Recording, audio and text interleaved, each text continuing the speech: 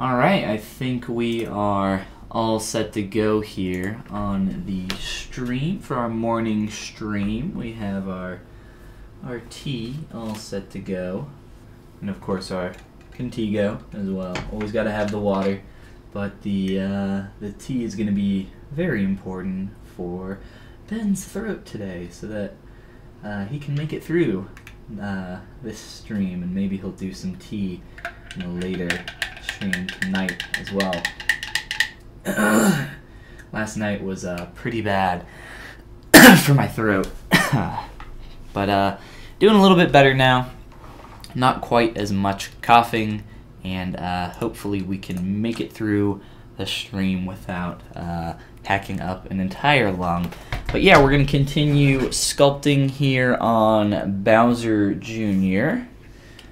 We started on him yesterday morning during that live stream, and just continuing to block out a bunch of different parts and pieces, get it a little bit closer to the stylistic appeal that we have in our reference image. I don't know who made the concept up here, so if anybody does, please shout out, let me know.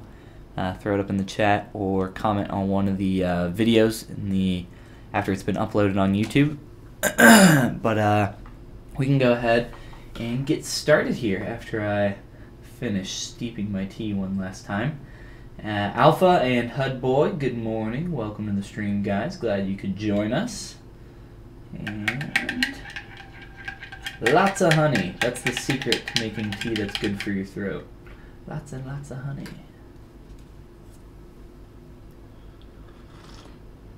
Whew, it's hot and it's good. Chai tea, that's the way to go, guys. Whew. Alright, pen is working. Wanted to make sure I did that. I haven't given too much thought to what I'm going to do for the hands. They're just balled up into fists with what looks like 3 fingers, so we can try to mess with that. Before I had my throat get absolutely destroyed last night, I was working on the belly here, and I'll probably continue to do that next. And then we can look at a few other things. But how you guys doing that are just kind of popping in here? Welcome to the stream. Glad you could join us. Hope you're all doing well. And we can kind of begin adjusting some of this stuff.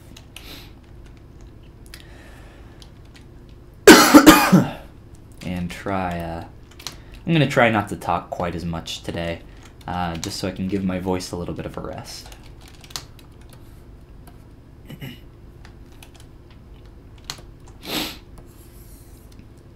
But please, if you guys do have any questions, do put them up in the chat, and I'll do my best to answer what I can.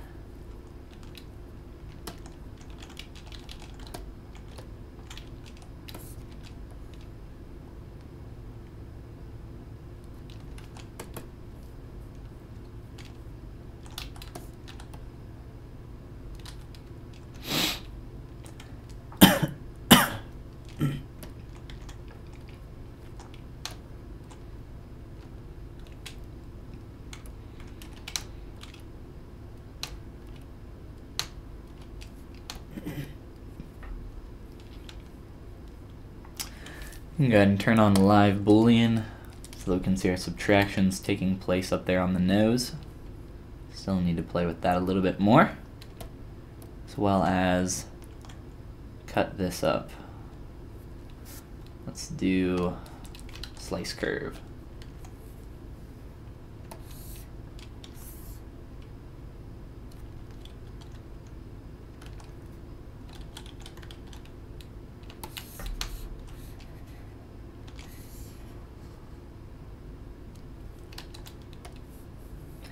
Then a mirror and weld. Unfortunate thing about the slice curve brush is that it does not keep symmetry. As you can see there, I have to mirror that back across to get those changes to take place.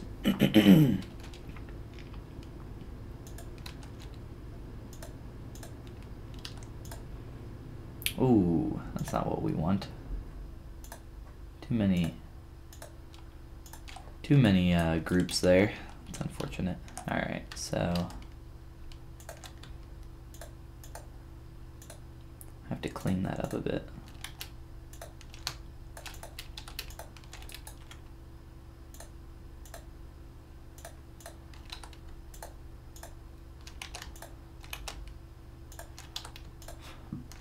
There we go.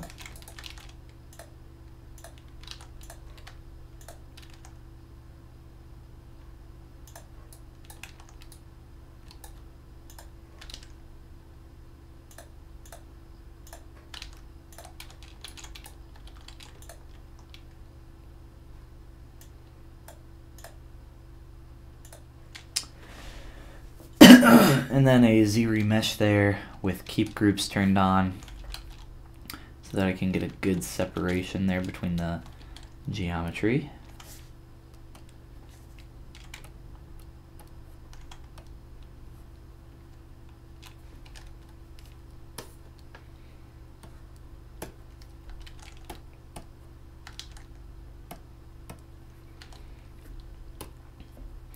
And now when I smooth that out, we can get some nice clean little separations between those pieces.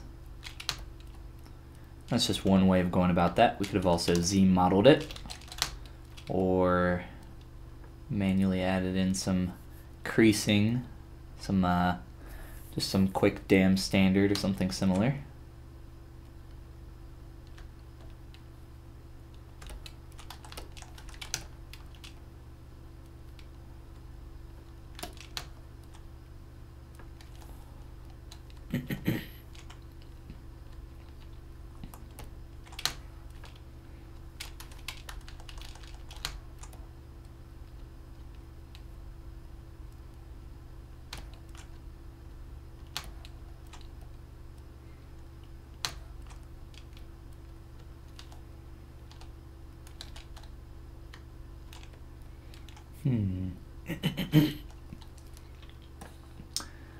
I'm going to try to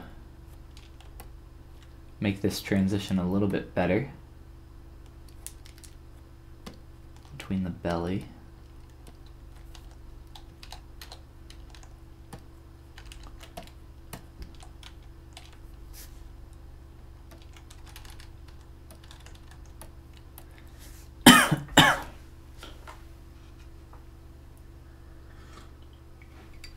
So I'm doing a quick little Dynamesh, and then I'm going to blend those two surfaces together.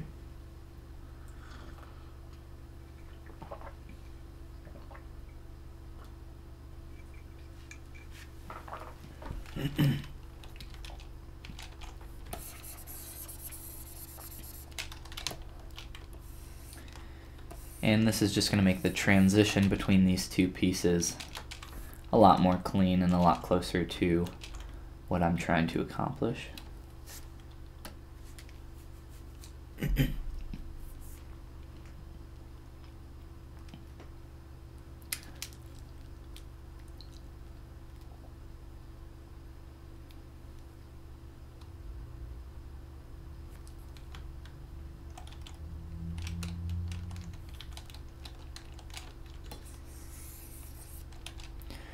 Alright, so pretty simple.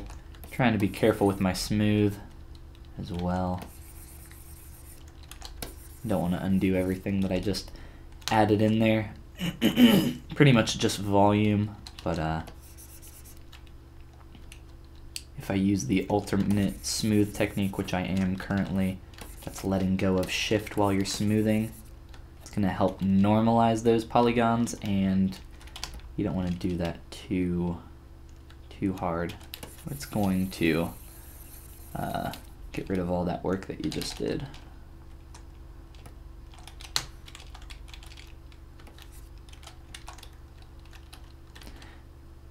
This vertice is causing us a little bit of trouble here. Get some weird pinching. I could crease these edges in here to make those a little bit more clean, but I don't think, I think the softness of that transition is honestly going to be better than whatever we get from creasing those edges.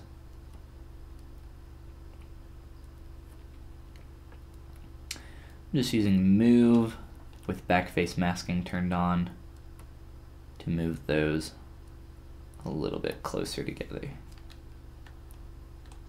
a little bit tighter, and then adjust the shape.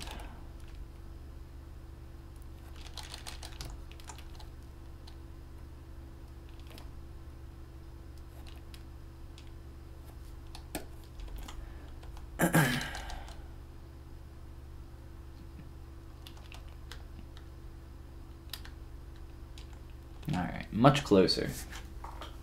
Rohit, hey, welcome back. Glad you could join us.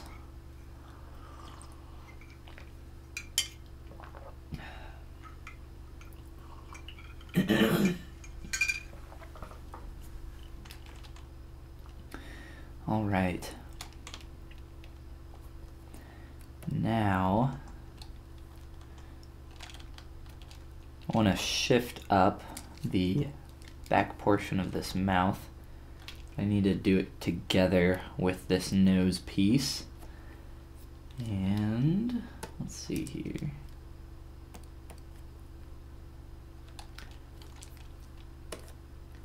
I can try just merging these together real quick. Try to do this quick and dirty.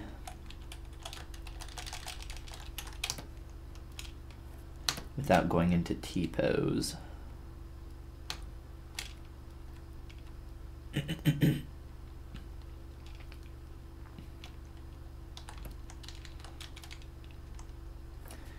This is a little bit of a strong, or too large of a shape up here, I think.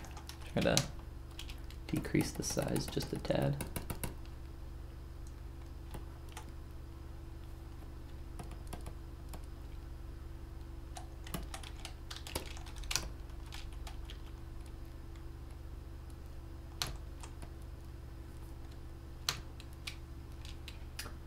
How is your throat doing? After last night, I can't remember if you were in the night stream or not. I think you popped in for a little while. But last night was bad. I was coughing up a storm. But it's doing a little bit better today. I have my tea, so that's helping with that. And I'm just kind of trying not to talk quite as much today.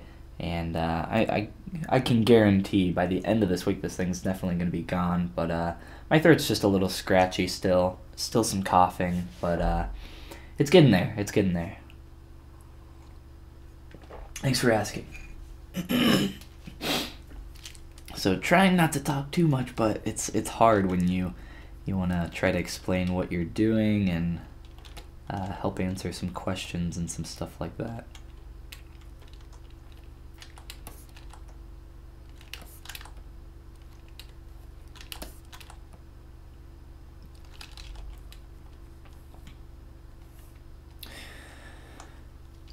Now, I haven't really paid too much attention to the legs and feet.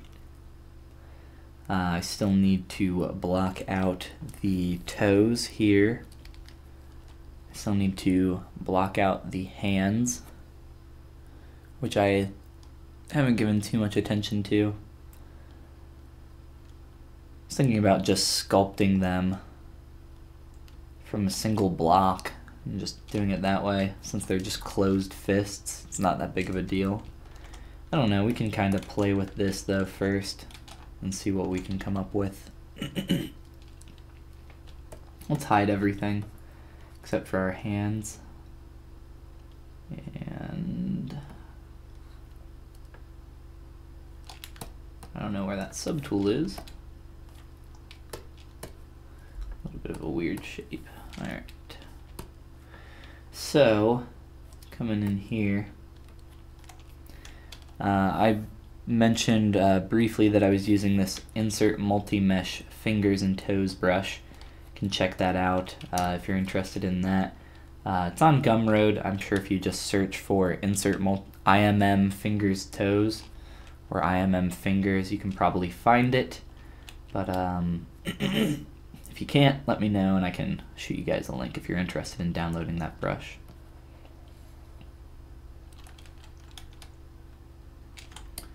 And that might have been a little bit of a mistake there. That's fine.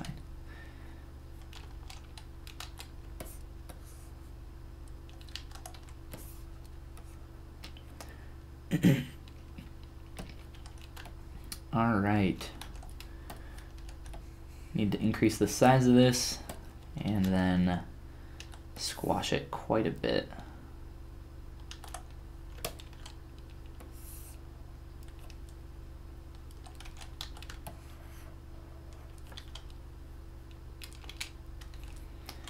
As well as duplicate our base finger up here, and we can maybe lengthen one of these guys and shorten the next one.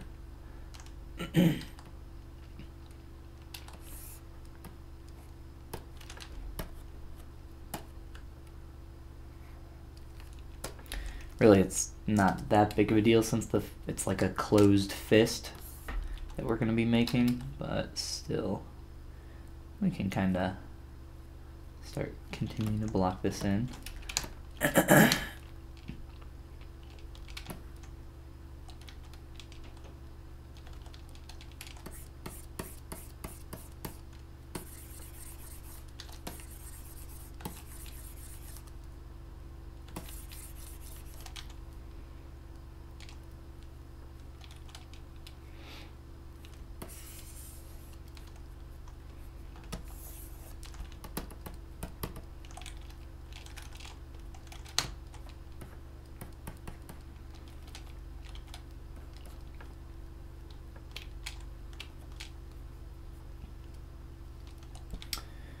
Alright, so just kind of playing around with the shape of our palm for this character.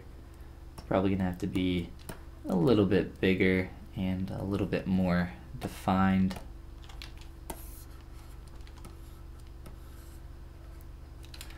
You can start adding in the pad for the thumb and messing with that a little bit.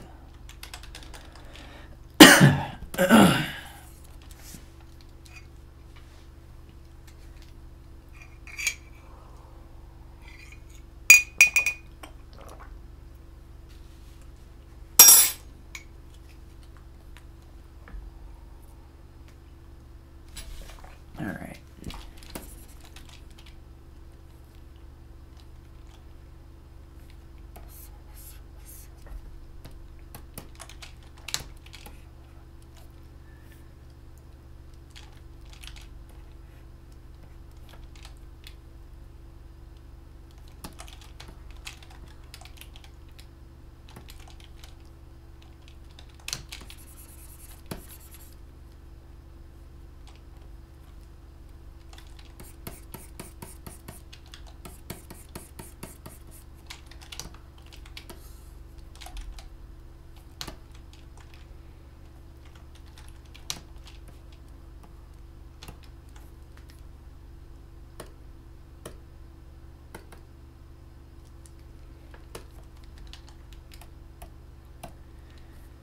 Combine these two pieces that are making up the bracelets here, and I can kind of adjust those as well.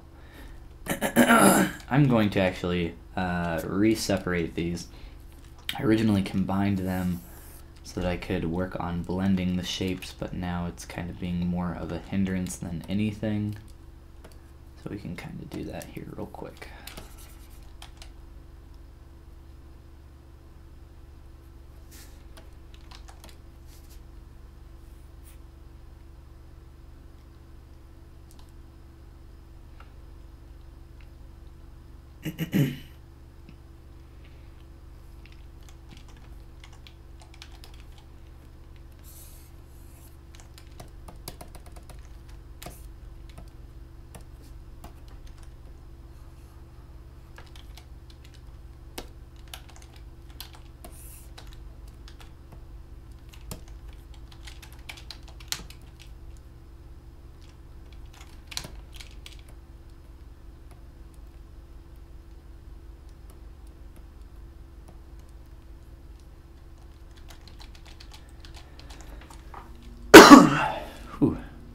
Alright, so trying to get that smaller to larger kind of tubular shape that we see coming from the arm. Might be a little too distinct and exaggerated. That's not the end of the world. We can always mess with that later. Especially since I have everything hidden right now, I can't really compare it to everything else. But like I said, it's not a huge deal. It's not going to matter too much. It'll be pretty easy to fix. I just want to make sure that things are looking nice and clean.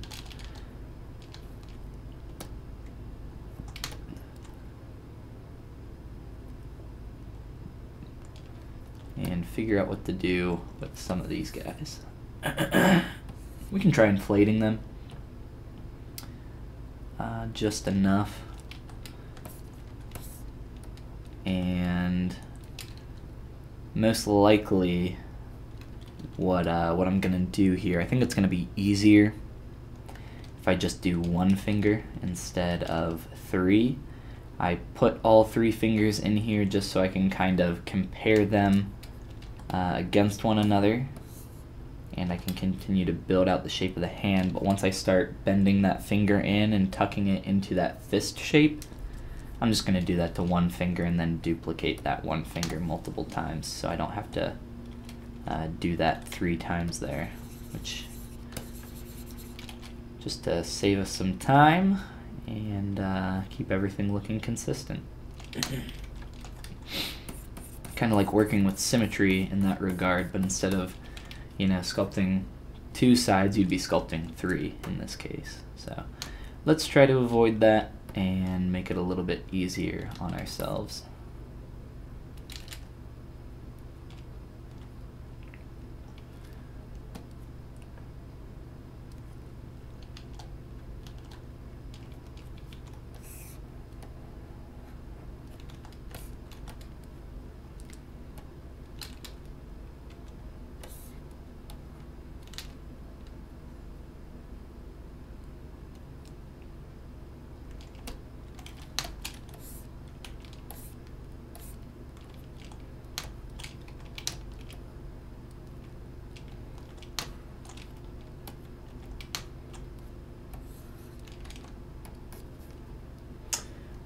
Rohit says, I'm working on Aaron Titan model for school competition. Aaron Titan model, are you talking about from Aaron Yeager from Attack on Titan? That sounds right. Not able to block the face. Help me please after this model. Just face blocking. Yeah, I don't know if you watched my stylized face tutorial, but there's a series of going over just the blocking out of the head. That's the first episode. And then it goes into the eyes, nose, mouth, and ears, and then even a brief glimpse at hair. Check that out if you haven't before. That's definitely applicable to stylized characters as well as realistic. I recommend in that video series that you use Ryan Kingslion's mesh that is by default inside of ZBrush to start yourself off, just giving yourself an anatomical base to work from and reference while you're working. So definitely check out that series if you have not already. I think that'll help you out quite a bit.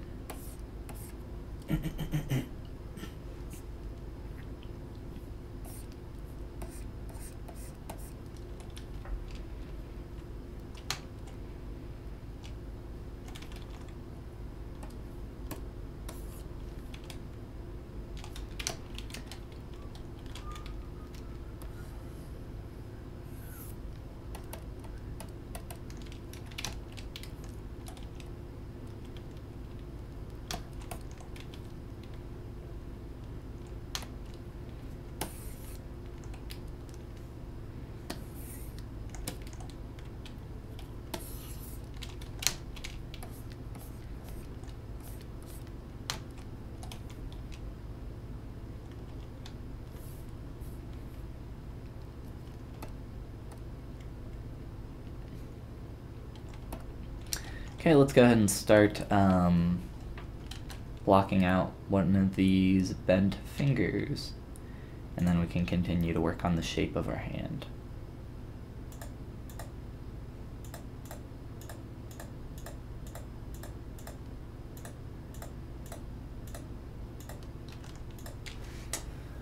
I have, man, but the reference has its mouth wide open. That is making things a little difficult.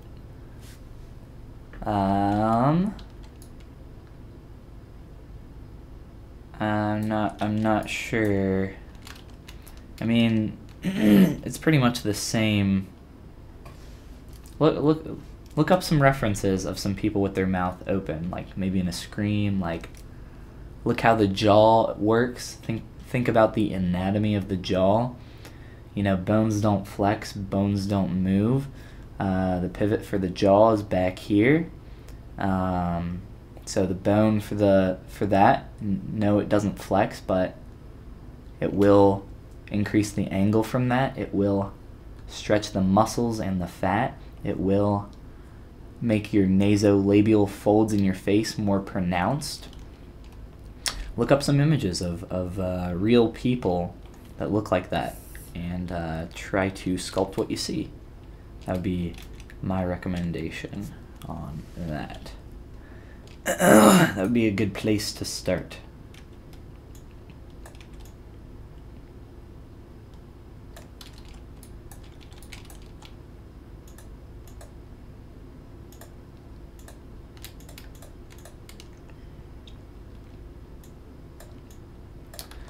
Oops, it's a fat little thingy.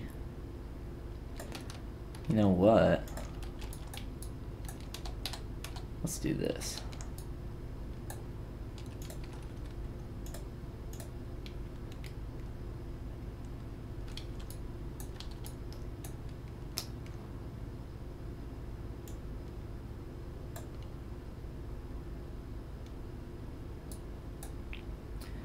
That makes sense. I'll look for some real reference. I think that should help you out for sure. But I mean, remember, sculpting's not easy, and sculpting a human face is definitely not easy, because even people that are not artists are going to immediately recognize when stuff looks off. So if you're not, what the hell? What the hell is this? Oh, ZBrush. I don't even know how that occurred. I have no idea. Something with my poly groups, maybe. That was so weird. What the hell is this? What the... Oh my god. Is there something in my geometry? Is there extra geometry in here? I can't even imagine what is causing this. It's such a strange shape.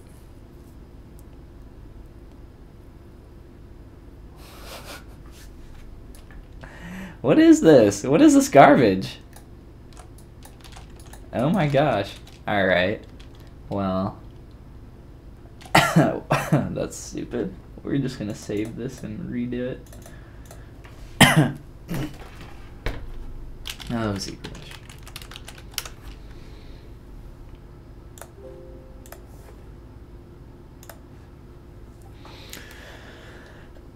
Here's some pictures of Bowser Jr.'s shell, albeit terribly painted, that I was referencing last night. Oh, ZBrush.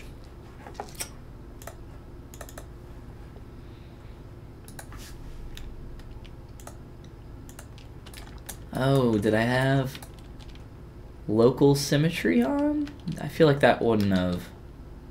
I don't know. Might have done something weird, but definitely not that.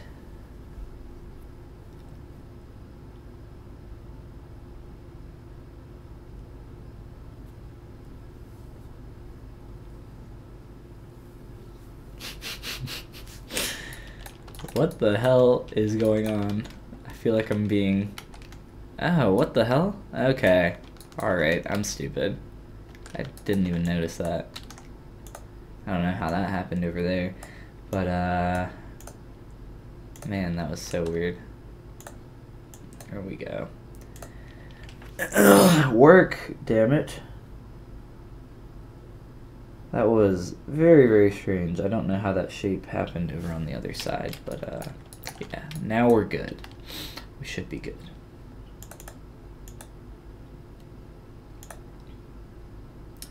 Try to get all our stuff back in here.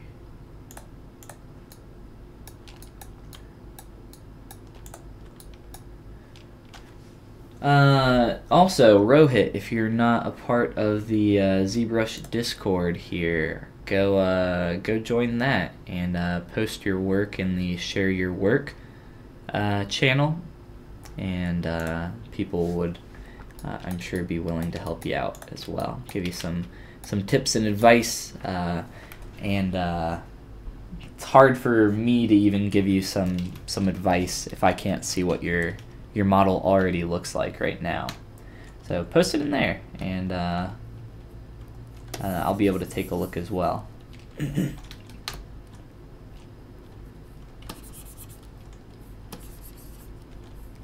And if you don't know how to join the ZBrush group there, the ZBrush Discord channel, go to my YouTube page, or sorry, just go to my channel, go to About, and or even I guess it's not up there, ZBrush Discord channel, in these links down here, and that's an invite link to that.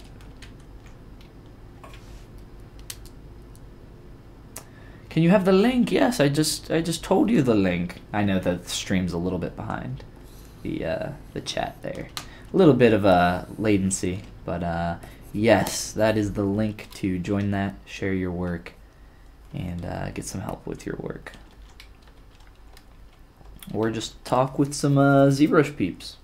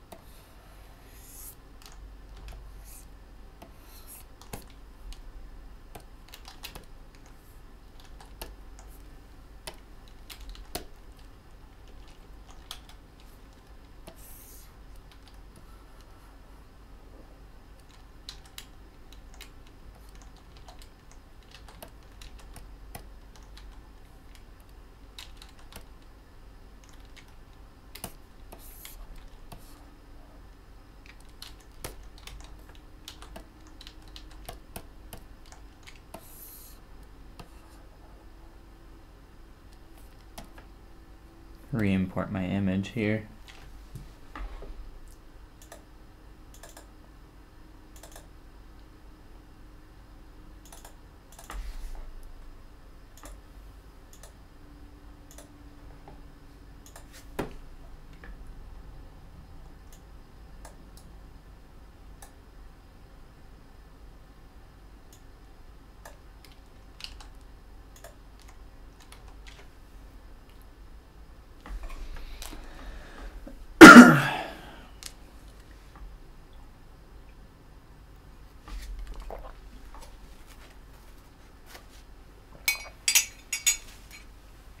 All right.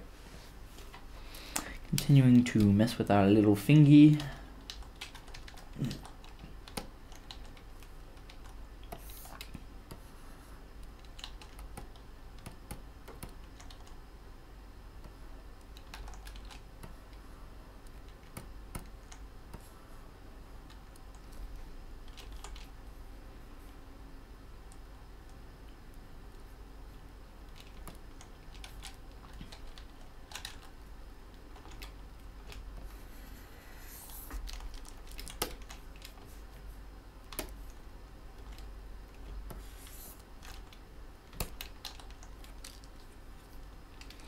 Found it, says Rohit. Yeah. Go to that share your work channel. Throw some junk up in there. And grab some feedback. Make sure you specify what you're looking for, what kind of help you're looking for, so people can help you. Don't just dump your image in there and expect people to know exactly what you're looking for.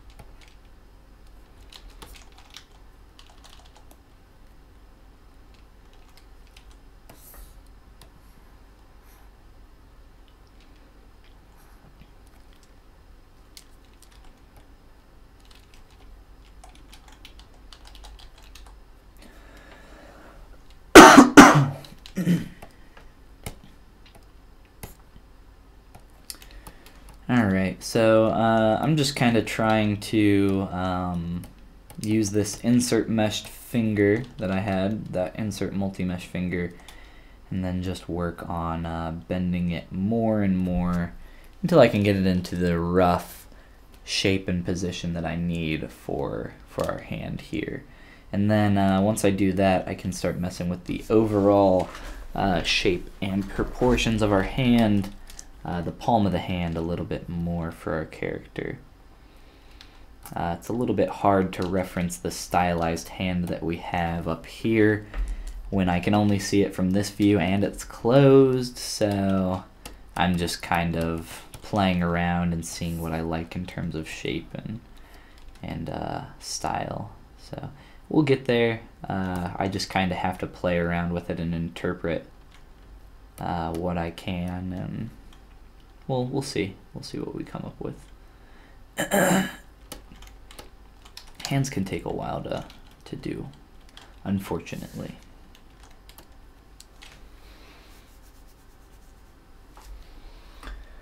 Okay, let's see here.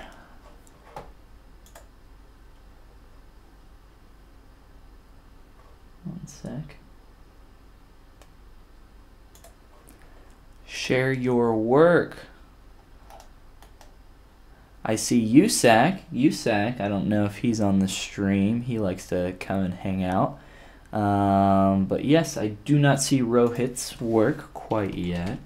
Pop some images up in there, dude, and we can all take a look here and maybe try to figure out some other ideas once we kind of see what we're working with.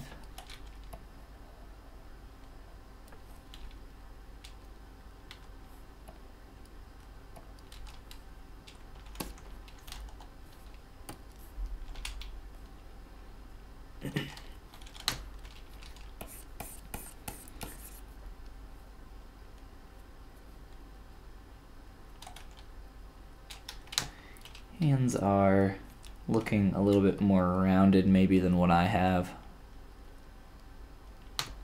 just based on some of this information here. Try to capture that as best as we can. We'll have to make more than a few adjustments as we go.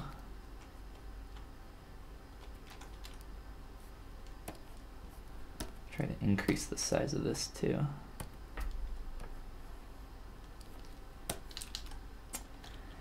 And I'm gonna do the same thing that I did with that finger, as long as the one on the opposite side still looks like a finger, which it does. And Dynamesh that.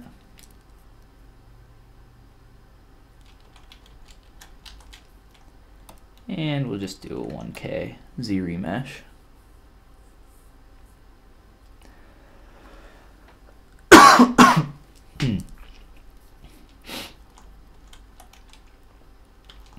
I'll give it one more day, and if tomorrow, if my throat is still acting up, guys, I'll probably forego streaming and just sculpt on my own, just so I can give my throat a little bit more of a break. I'll become a mute for one day. No talking.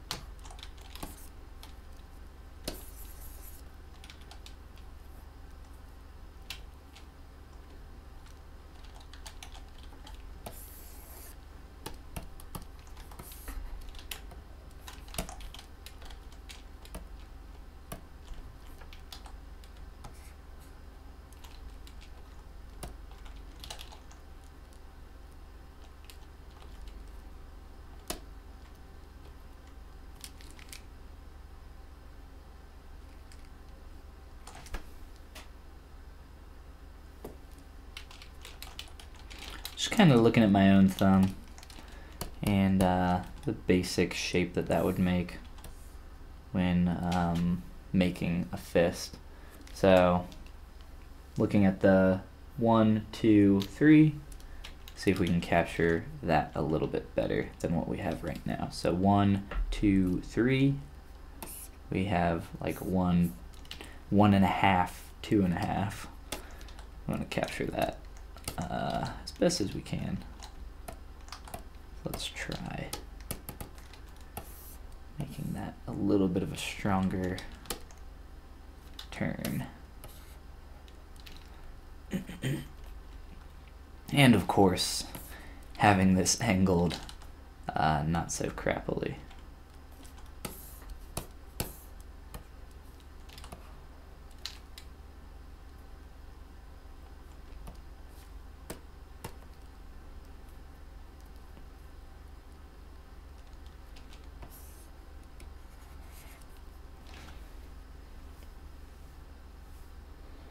Just trying to find out exactly, not exactly, but a general idea of how we want that positioned. And we can jump back and forth between these fingies here. Fingies is a very technical term. It's the medical term above phalanges. It goes fingers, phalanges, and then fingies. It's more of a hybrid combination of the two. It's so if you were to go to a doctor and you said, I think I broke my finger, they would give you a medical diagnosis and use the term fingies. Of course, it's very, very medical term. Very, it just makes you sound smart when you say it. So next time you're around a doctor, just make sure you say something about fingies, and they'll give you the look. And it might be a look that to others it'll be like, wow, that guy's an idiot, but to the doctor, they'll know deep down. They'll be like, professional, very professional here. can tell by his knowledge of fingies. Alright, I'm just kind of trying to pull this knuckle piece back so that I can blend it in and kind of pinch it here in a sec. I'll show you what I mean. Just like this. And round that out. You can see that these have lost a bit of their shape. So just kind of gently doing a little bit of a pinch like that, you can start to fix those knuckle pieces. And then just kind of trim them on top if you want to help flatten those shapes out a little bit better.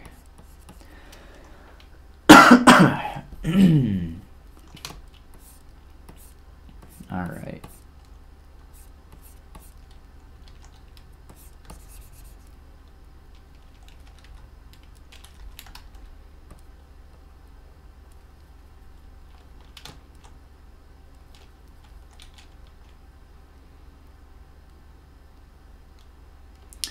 And I want to shrink this piece a little bit more, that segment, the finger.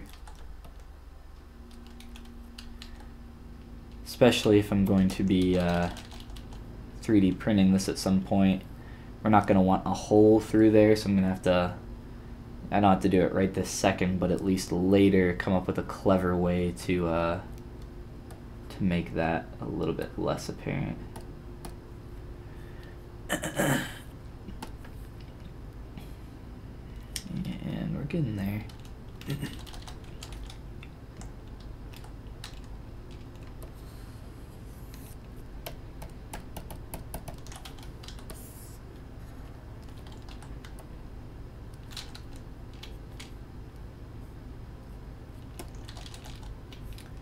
And we can just do a quick duplicate across here to see, just to get an idea of what this would look like once we have all three.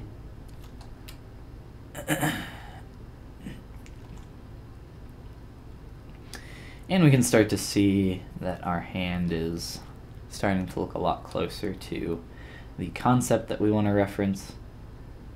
But I think it still needs some work. And I'm just going to leave that there for now, and we can return to it in a little bit after we play with some other stuff, but I don't want to spend too much time on any one thing. I like to kind of jump around and keep everything around the same level of finish. So we can do that. Just a quick little trim and pinch on the thumb though, so we can have that a little bit closer to where we want as well.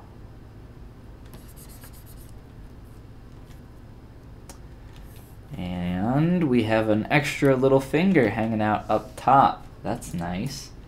Let's get, ooh, we have a few extra fingers. Oh my gosh. I don't even know. Can reconstruct those subdivs.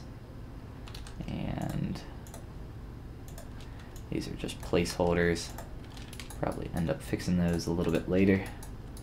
But yeah, you can see how those, oh, okay. The mirroring didn't take for some reason.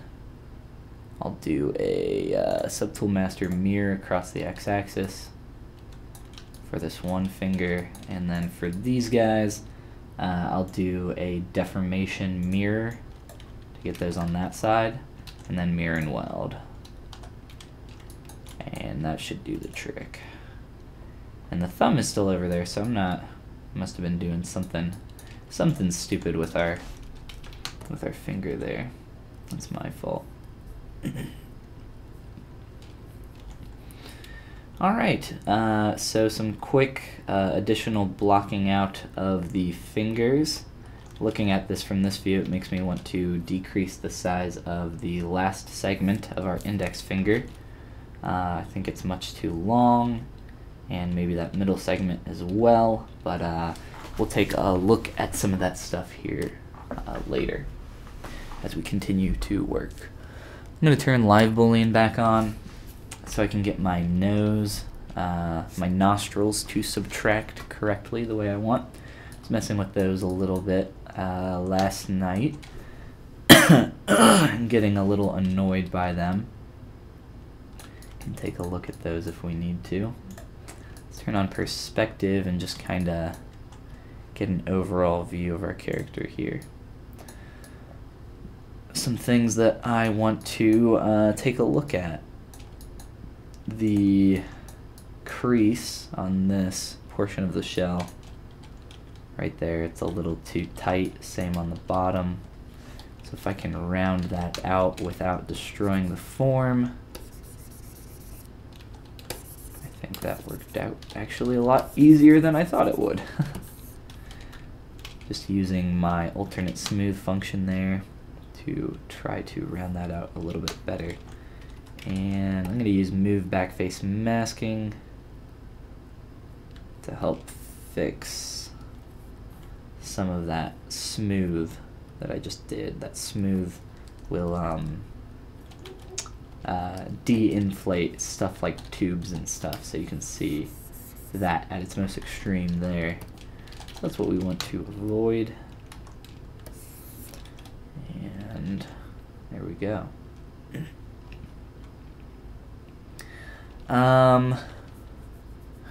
I think I want to shrink the body or make the head a little bit larger, just so I can match our reference, as well as make our head, maybe it's just the mouth that I need to make larger.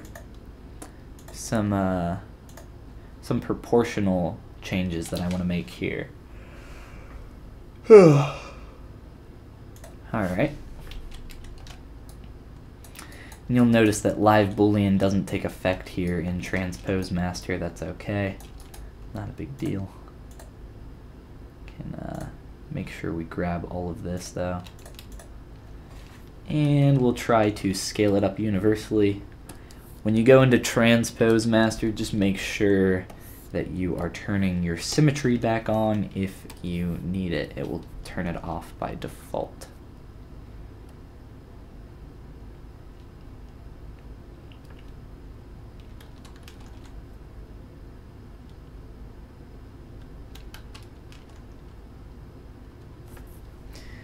And I can pull that guy out a little bit just so we can see him.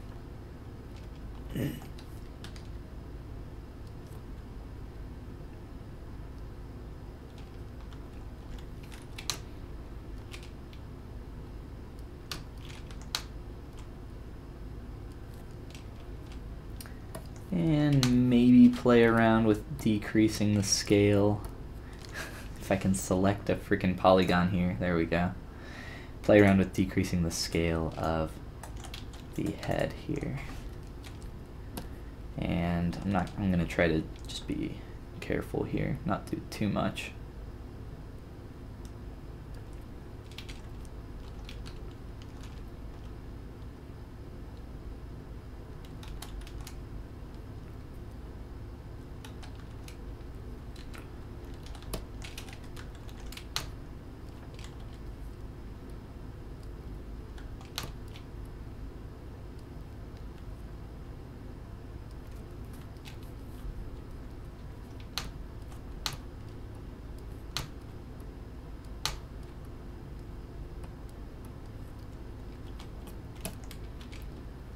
Alright, and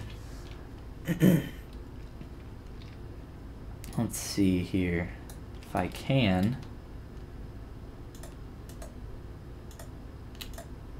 just a little bit, pinch in the body more towards the top to give him more of this tapered look that we're getting.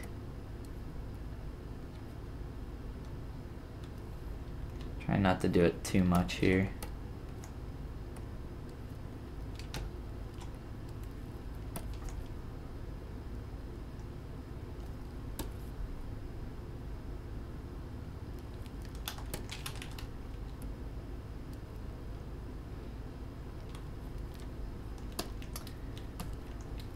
And we can, I think, definitely take a look at our legs here.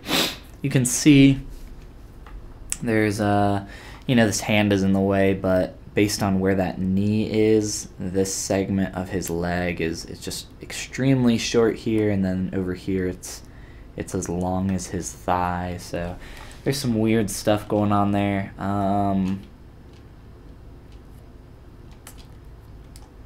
It's probably going to be best for us to make the legs a little bit longer than they need to be, a little bit closer to this leg here, and then if need be, we can kind of cheat it as well for us, but we'll see. I'm not quite sure yet how we want to go about that.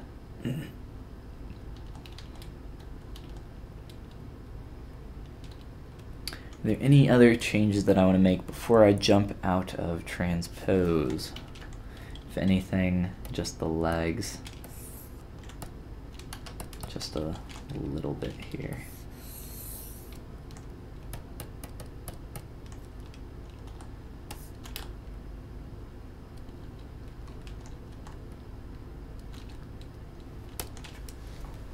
Jesus, 3 streams in 24 hours. Nice.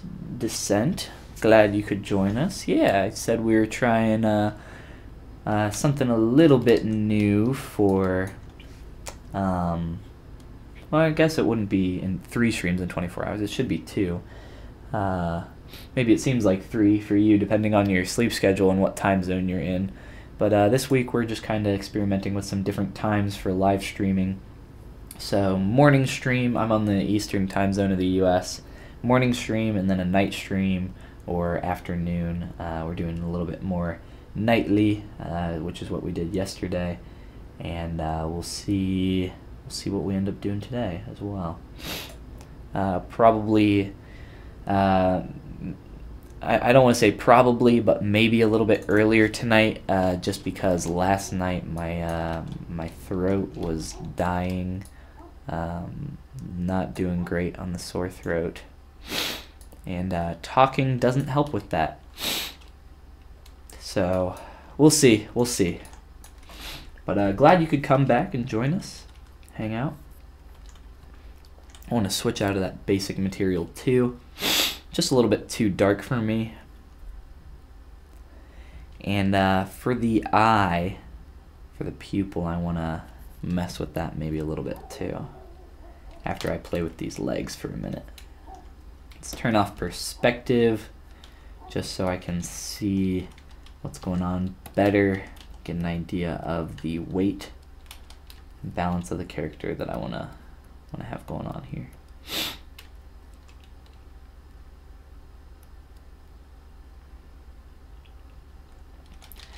I think what I'm going to end up doing is probably something along the lines of this, and then trying to get a pinch on the upper portion of the leg. Show you what I mean here. Something like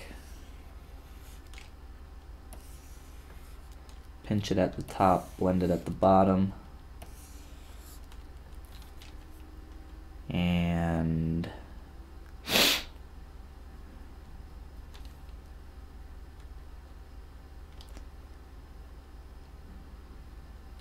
the best way to go about this is to separate it from the body. So select lasso.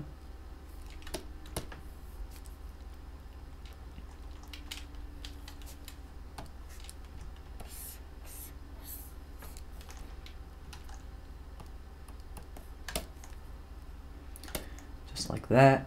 And I'm still going to want this blended at the bottom.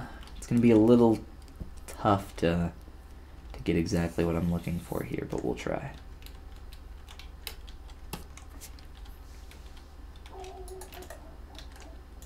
Start off like this.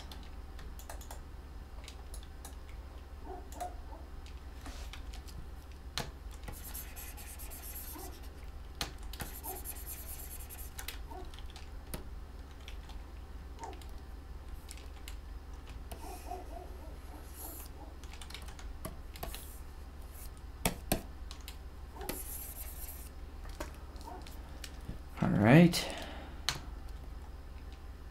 So I'll have to round that out up top just to continue this form down through there, so keep that curve going. Try to do that a little bit.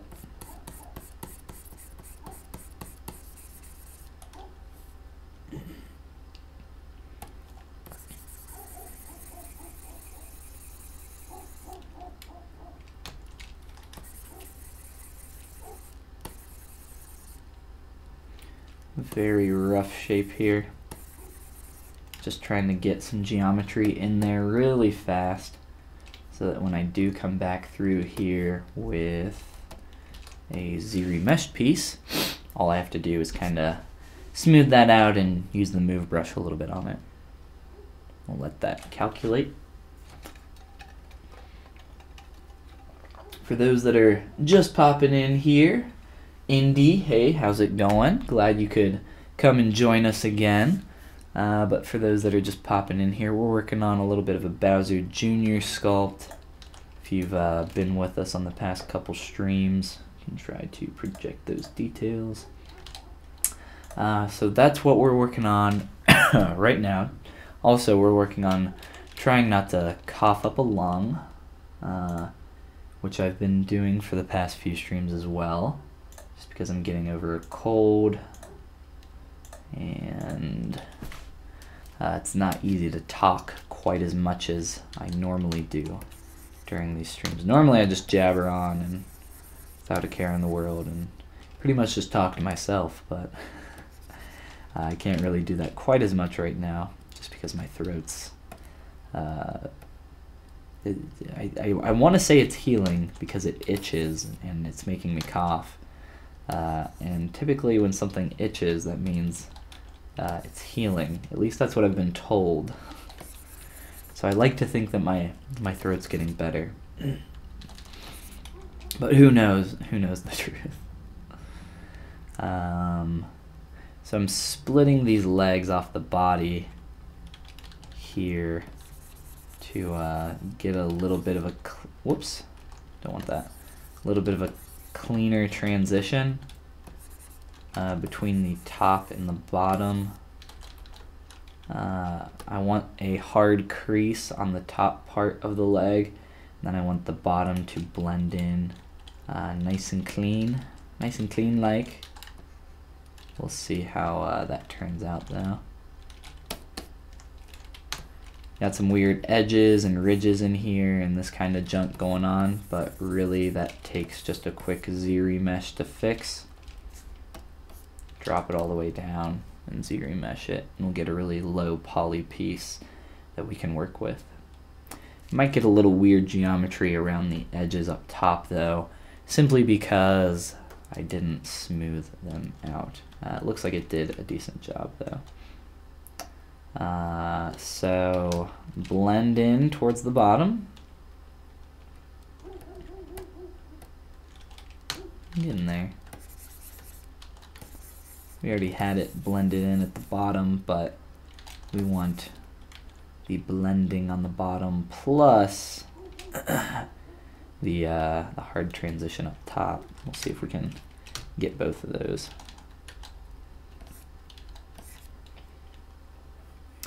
Finally started making a stylized anatomy sculpt using primitives. I have to say it definitely feels like I have more control over the sculpt than using Dynamesh spheres or Z spheres. That's why I teach you these fun little methods. A little bit of some modular sculpting. That's how I work most of the time. At least during the blocking out phase. It's kind of one of the I think larger steps and bigger kind of I don't really know how to refer to it, but it's one of those techniques that once you start really figuring out what you're doing in ZBrush and you start getting a lot more control over your mesh and your tools, it'll just kind of come a lot more naturally to you and be a lot easier to do. But yeah, you definitely have to practice ZBrush to get that feel for it, to understand how to do exactly what you want and get the shapes and forms that you need. It's kind of like my buddy Daryl I was telling you guys about, who is doing this little podcast experiment with me. Art Anonymous, first episode comes out tomorrow. He says, so he's a ceramicist, and while he's spinning and pulling up pots or bowls or cups, whatever he's making on a wheel, on a throwing wheel, a lot of the times he has to close his eyes because he can do it by feel more so than he can do it by just sight alone. And I think that's kind of similar to the feel that you get for stuff in ZBrush. I think obviously you shouldn't close your eyes because we can't tactilely feel what we're doing here, but you start to get definitely a better feel for your tools and what you can accomplish exactly with the stroke that you're making.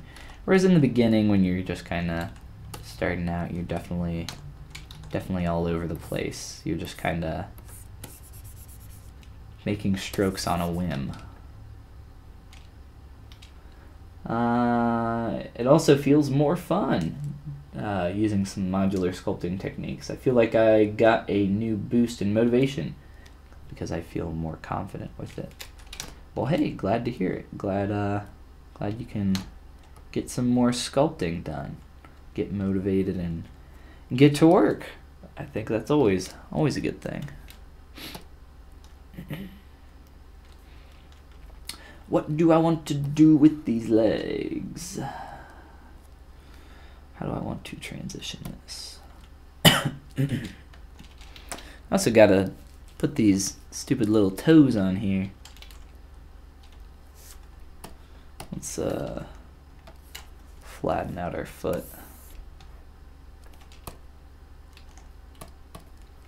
Delete hidden and close holes. And we're also going to need a place to put our toes. I should probably do this on the left side.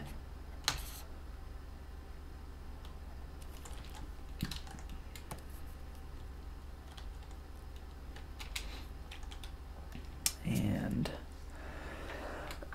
we can look at that in a sec. Why can't we have ZBrush in VR with haptic feedback gloves? Then we can feel it. That's just called traditional sculpting, man. That's just called real sculpting. Grab yourself some monster clay and go to town. I actually wouldn't recommend monster clay too much for sculpting. I'm not a huge fan of it. I bought some a while back, and it's great for playing around, but for someone that doesn't do a ton of traditional sculpting, I think it might be not exactly what I was looking for. If I could get some just clay that can actually be molded with just some traditional clay. I think monster clay is polymer based. I'm not positive off the top of my head, but you need to apply heat to it to make it more moldable. And I think for someone that's kind of starting out in traditional sculpting, something that's more water-based, that's going to be more easily moldable with a spray bottle is going to be easier for you. But yeah, monster clay is really cool. It's neat. Neat stuff. And you can kind of reuse it many times over. It's never going to completely set for your piece. You can't like bake it like you would a traditional piece.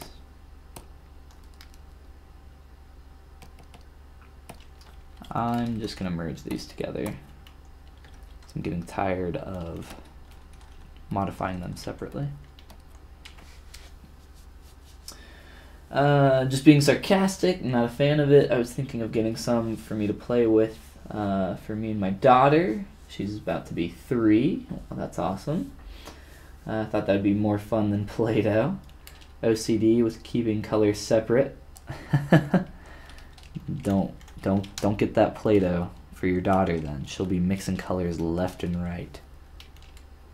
But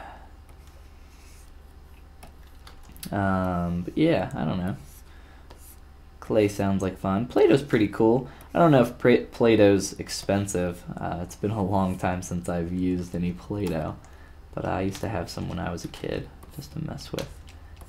I think I made snakes more than anything else with Play-Doh.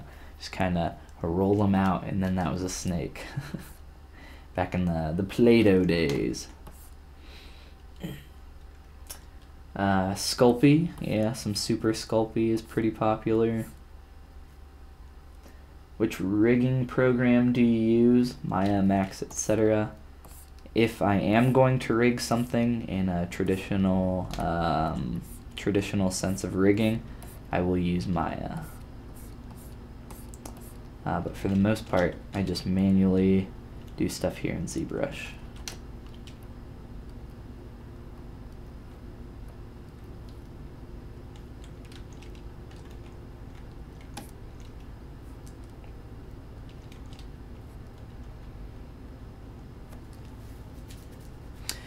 I hate these legs. I hate these legs so much.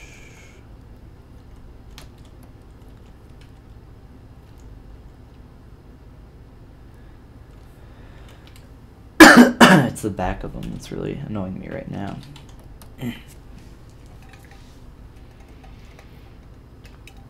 My daughter is crazy. Well, yeah, that's because she's not even 3 years old. All kids are crazy. She already figured out the disconnect between her hand and the screen using my Intuos tablet in Photoshop. Yeah, it seems like a lot of little kids catch on to touchscreen stuff. I see a lot of parents giving their kids their smartphones to play with, and honestly, in my opinion, it was like a huge problem about like 6 months to a year back, earlier this year, when I don't know if you guys remember all the like Spider-Man and Elsa shit on YouTube. It was like there's some messed up stuff on there, and all your little kid had to do was go to YouTube and, oh, they've watched Elsa's stuff in the past, Frozen. Yeah, here's this great video they should watch, and it's like Spider-Man and Elsa slapping each other's asses and making out on this YouTube Kids channel. It's like, wow, I totally want my kid to watch this. Oh, now they're humping. Wow, this is fantastic. This is great for my 3-year-old. And YouTube eventually came down and dropped the ban hammer on those, and you can no longer monetize those videos, which is why you don't see a ton of those anymore. Thank God. But they do still exist on YouTube, so I do recommend that for parents out there, keep an eye on your kid on YouTube. There's some weird stuff on there. She's really good at painting basic shapes. Trying to teach her to change the color herself in Photoshop. She always says, "Daddy Purple." That's awesome. That's really cool, man. A friend of mine who used to be a co-worker, he would try to get his daughter into ZBrush, and she actually enjoyed playing with ZBrush. Gosh, and she was probably like 4 or 5, and he would set her up with a little Intuos tablet, plop her in ZBrush, and give her a sphere to kind of sculpt on and play around with. And he's like, I'm trying to get her started early so that she can get into sculpting now, and by the time she's like 15, she's going to be better than me. It's not a bad idea. Not a bad idea. But I guess your kid kind of has to enjoy using and playing in those things, or else they're not really going to do it.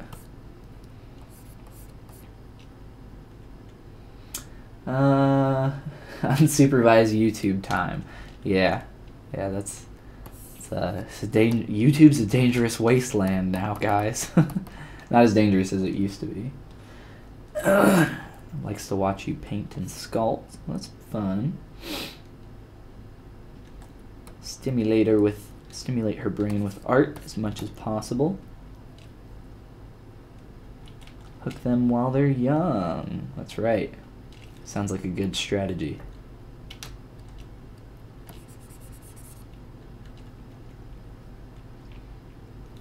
Trying to get a strong crease here on the legs starting out, and then I can kind of soften and blend that a little bit later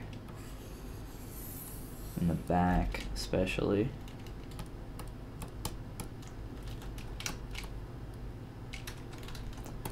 Try something like this.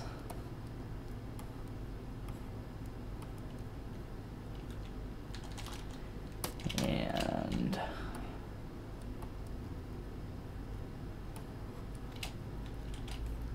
get that.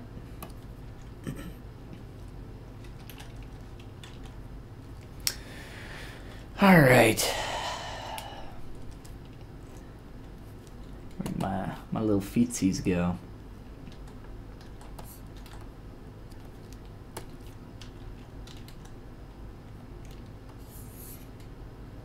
Try something like this, and then squash that.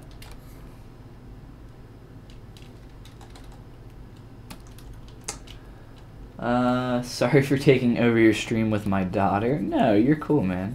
You are totally fine. Sculpt is looking good. Def learning new techniques. Awesome. Glad to hear it. Glad you could come and hang out as well. Always appreciate you guys coming and adding to the conversation. That's why I stream. I'm not just doing it for shits and gigs. It's good for me to get some practice in and be able to work on some stuff, but also have you guys come in and learn a few things and just kind of be able to talk and hang out while getting some sculpting done. It does get tough though, trying to talk and sculpt at the same time, especially when you have a terrible sore throat and you're coughing up a storm the entire time. Ah man, this is being a little annoying.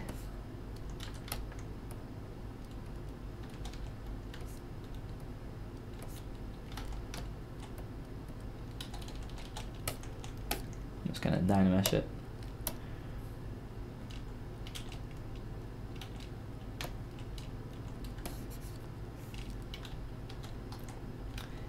And we're gonna try wrong brush. Wanted my selection lasso brush.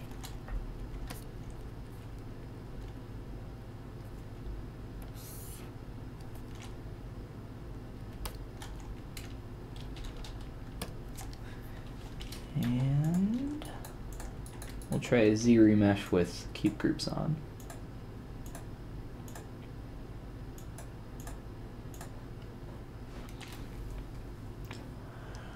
And that should give us a nice edge loop. Should do that. But we know how things can be here in ZBrush. Let's try a little bit higher and see if we can get a little bit better flow of our topology there. If not, that'll do. I want to see actually now that that's taken effect. So yeah, as you can see there, the initial Z remesh at 0.1 gave us some really crappy topology, but just increasing that resolution to 1K made it a little bit better, and then allowed for me to do a little bit of a lower Z remesh after the fact, and it interpreted that information a little bit better. So there's another little trick for that. And then we have a nice little separation between those polygroups, and I can adjust those a little bit easier now that that has occurred. The lower the poly count, typically the easier it's going to be to adjust your polygons. I'd say 99% of the time.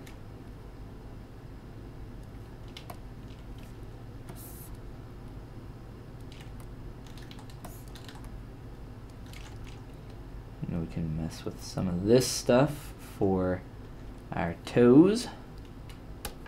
Just saying, got these poly groups here.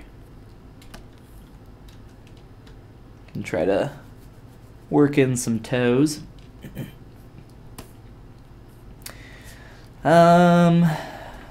Probably just do an insert sphere, pull them out with a move AQ curve, and then flatten them on the bottom.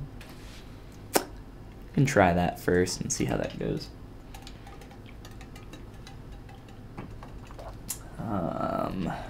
Okay. So I did create a little bit of a separate poly group here. And it's probably going to be a bad idea to delete that completely, so let's not start off by doing that.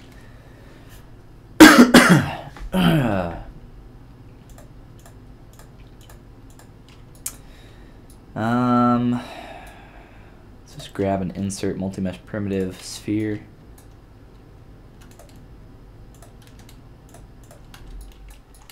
And come around to the roughly the middle position. And get that where it needs to go. Turn on transparent and ghost mode. You're going to need ghost on if you want to sculpt through something else.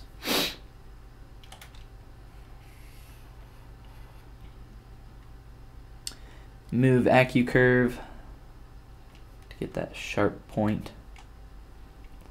And of course, when I smooth that, it's going to soften it out, so it's not a huge deal. If it's real sharp in here, not the end of the world. I can even try Z-remeshing this and see see what I get. Not great. Well, actually, after you smooth that, it's not too bad. Some weird stuff going on there. Let's try just a quick Dynamesh. Then Z-remesh again, a little bit closer. I think that'll do just fine.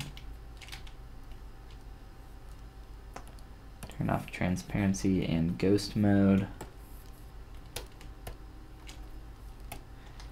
And try to figure out how we want to position these.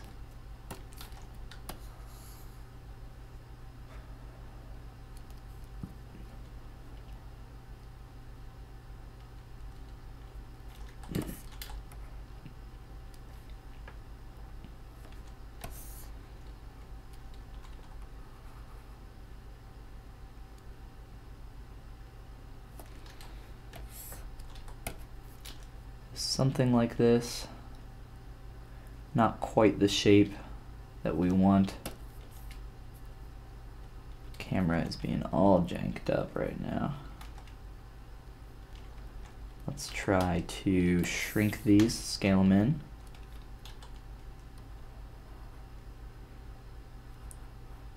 Let's do it a lot. And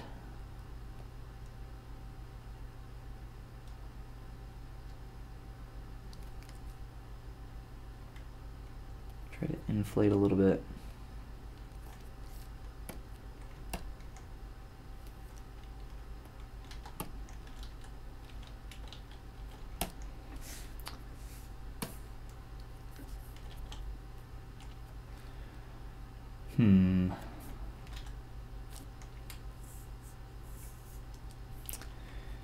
Let's see here. Let's try. I want to try to taper the foot down as it gets towards the end here. So I'm going to try to get a little bit lower poly count to make that easier for us.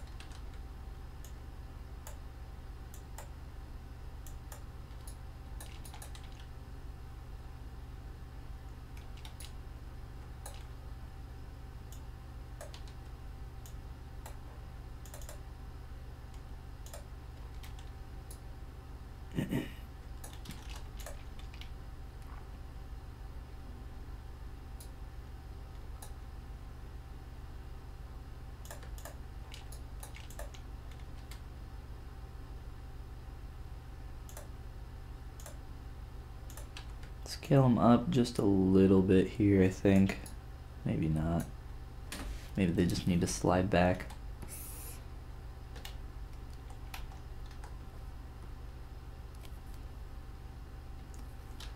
Try to play with that connection, that interaction there. And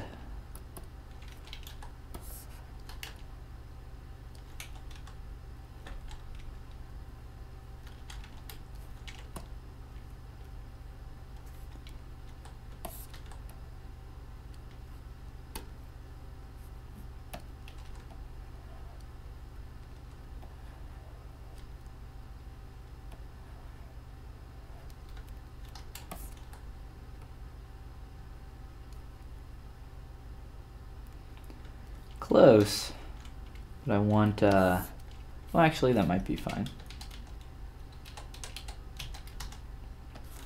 Let's try this.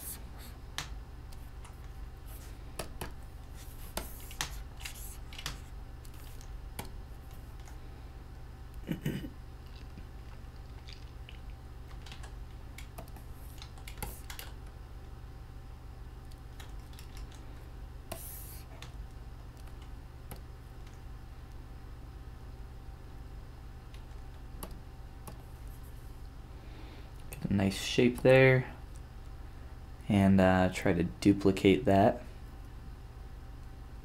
and position that for the other toes as well.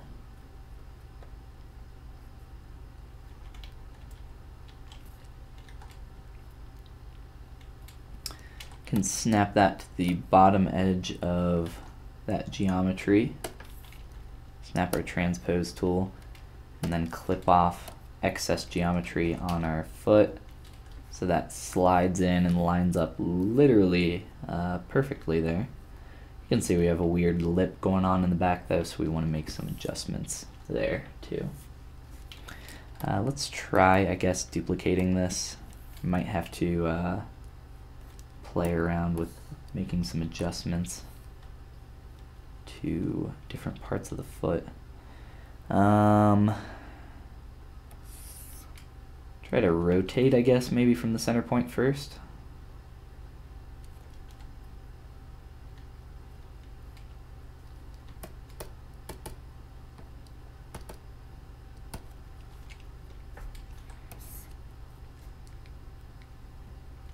Pen stopped working there.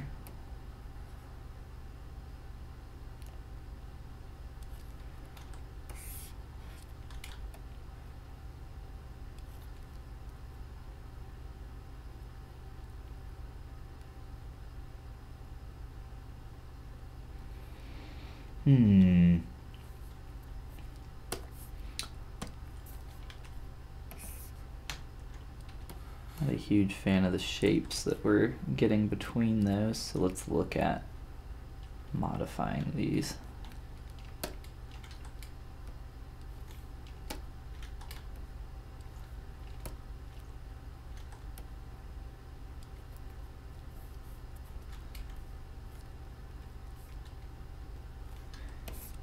Think might have to lower and chop off some geometry. Not positive. That, or just modify the shape of these so that the slant back, that angle, can be conforming with the slant and roundness of this shape here.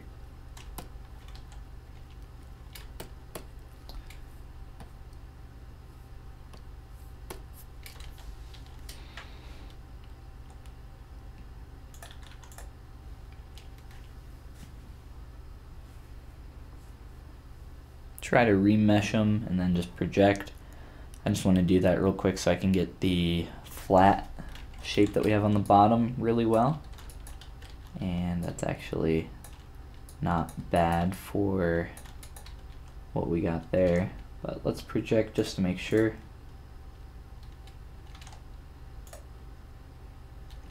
Yeah, fill it out a little bit more.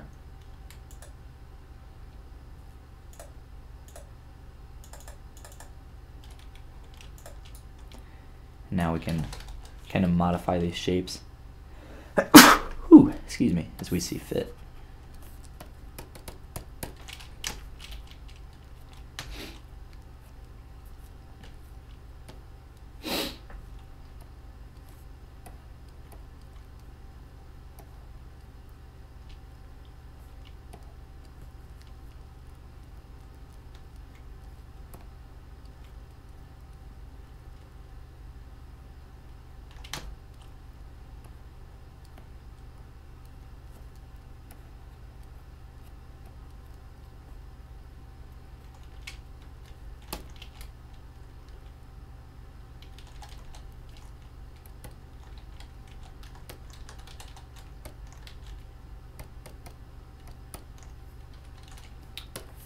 I'm going to try to scale this transition a little bit better.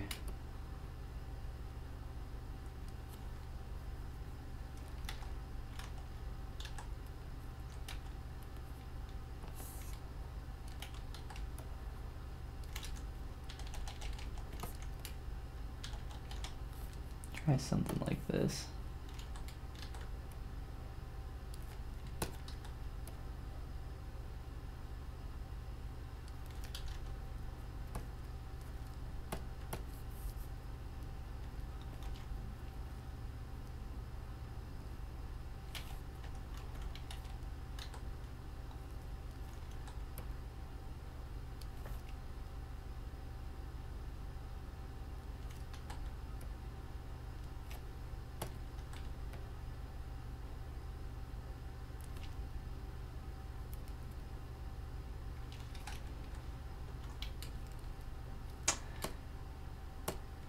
I'm going to do the same thing to this piece real quick, and then we can move on to looking at something else.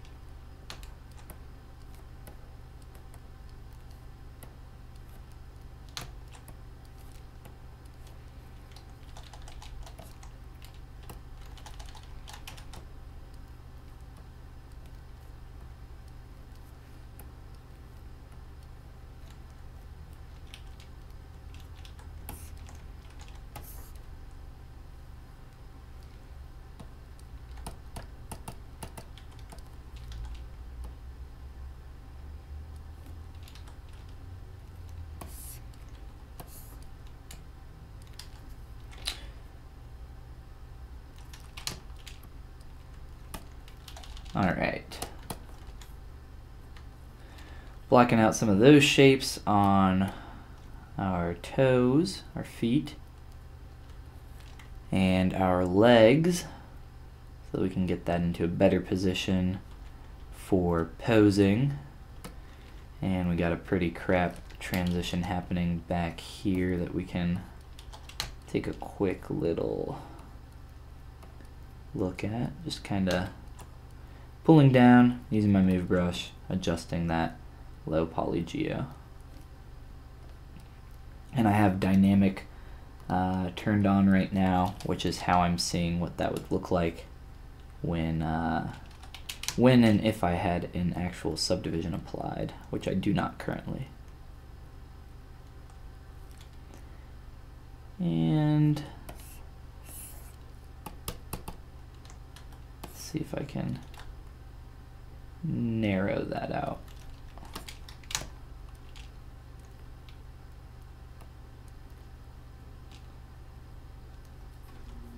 Okay, and it's bleeding through there just a little bit. We'll try just a little transpose clip, and easy enough. We'll throw in a couple subdivisions there as well. All right, turn on perspective, get a look at some of this stuff. I think his feet Still needs some work, obviously. We're gonna have to increase the thickness of his legs.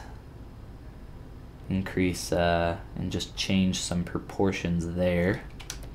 So that's not a huge issue, but it is something we need to take a look at, and we can do a little bit of that just by using the move brush very quickly and roughly to get that into position. Let's see. His hair needs some work. His face still needs some work. I was thinking, ooh, my shoulder just cracked. I was thinking that for the eyes I could actually, whoops, throw some geometry in here. And this is something that I would do if I were attempting to do like a full color sandstone print. I would actually sculpturally add a pupil to this mesh, and I would do that for the fact that when you're printing at a small scale, I would say when you're printing in general with full color sandstone, you want to have different meshes, be able to apply those different colors there. And you can't really tell, but looking at this little guy here who was 3D printed with full color sandstone, his eyes as well as the shapes around on his body, those are actual raised detail, very slightly, but doing that if you're going to print in something like this, it can be very helpful just for getting that color to take, as well as making that a nice clean transition between those two parts. And if you don't do that, you can end up with quite a bit of warble in your paint job, and it's not going to look quite as good. It's not going to look anywhere near as good. Another thing I can do for the eyes is just do a quick, his pupils are a little bit more oval. Let's do, let's try this first. Let's try a mask pen.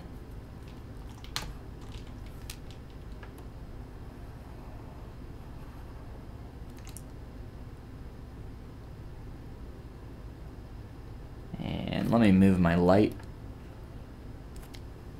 so I can see.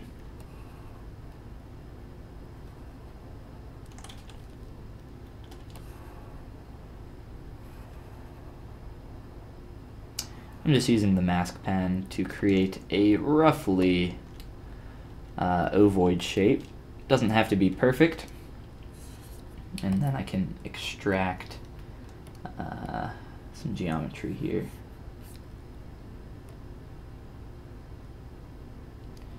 We'll try roughly 0.005, and that actually seems to be pretty good thickness right off the bat. So when you do an extraction, it's going to give you some poly groups, which is pretty nice for a technique that I've been showing you guys here with the Keep Groups Z-Remesher turned on. You can use that to Z-remesh that shape. And try a little bit lower. And when we smooth that out, we're going to get a lot cleaner shape there. Now, of course, I could insert a cylinder in here if I wanted to create actual geometry for the pupil like I'm doing right now, or just for pupil iris combo, whatever you want to call this. The problem with inserting a cylinder is it's not going to conform to the shape of the eye. And if I turn, clear that mask, if I turn to the side here, you'll see that this pupil shape has taken on this curve here really well. I have to use my mask lasso. You can see how that curve shape is captured really well on this part that's inserted. And of course you can manually do that, but using some extraction methods like I just did, you can get that on there pretty well. So let's try to clean up some of this and see what we can come up with.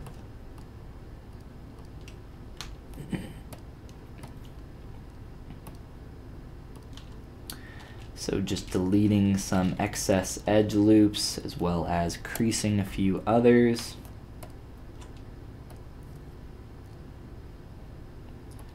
Just getting rid of unneeded geometry, essentially. And we pretty much have an oval here. You can use your move brush now to clean that up, or even scale it up if you need to. Then the next step would just be to apply your MRGB Toy Plastic Black.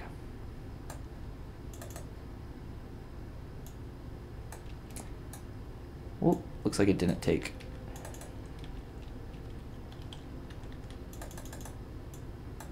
There we go. And now you have your actual geometry on top of that, and you can move and modify this if you want to move the pupil around or do anything like that manually. And I think, since we got this here, going to slide that in a little bit so it's not quite as thick and protruding. And even add in a few subdivs. And then we can maybe move those around for posing in the position a little bit later. Maybe even do something like this, just to kind of give them a little bit more ovoid shape. Move them a little bit more towards the center.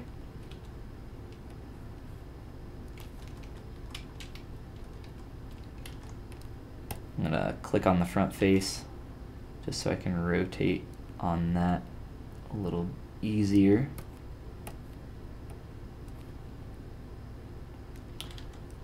And make some just slight corrections here.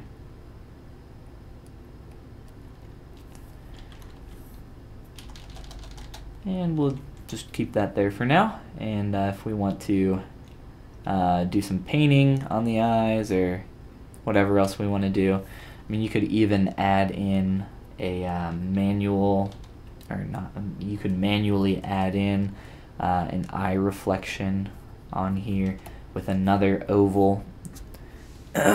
What I like to do, something like this.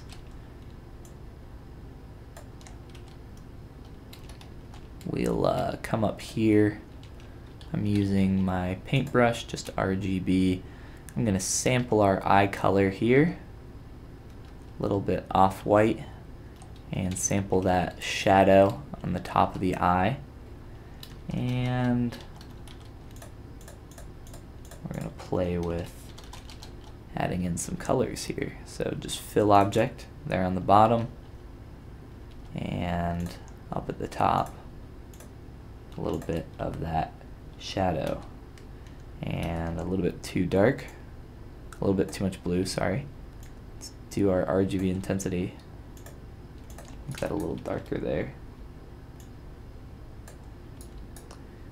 And I think it's a little too saturated, so we can play with lightening that up and making sure that that color isn't quite as dark as what we have it. Really, it's not that saturated, but I think it's still too much, so we can play with that there. And of course down here as well. And we'll do one last fill color, make sure our RGB is all the way up.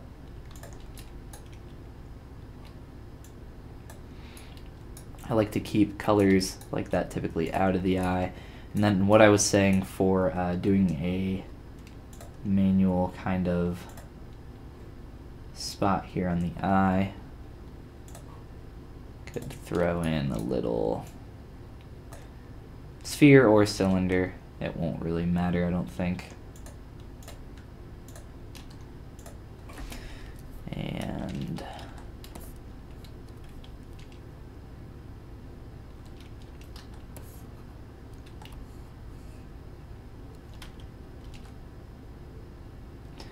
as long as that's not affecting the actual eyeball as well.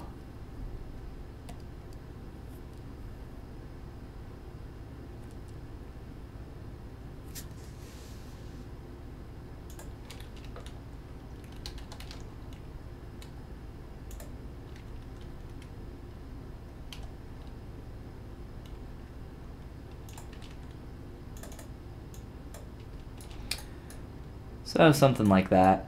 It doesn't have to be exactly that way. But that's just one other technique for doing something similar, and then you can kind of, you know, come in and modify it if you're doing something a little bit more stylized. We'll play with some other stuff though. I don't even like the color of our eyes right now, so I'm just gonna do some fill object white and just do some manual color application, something not too crazy.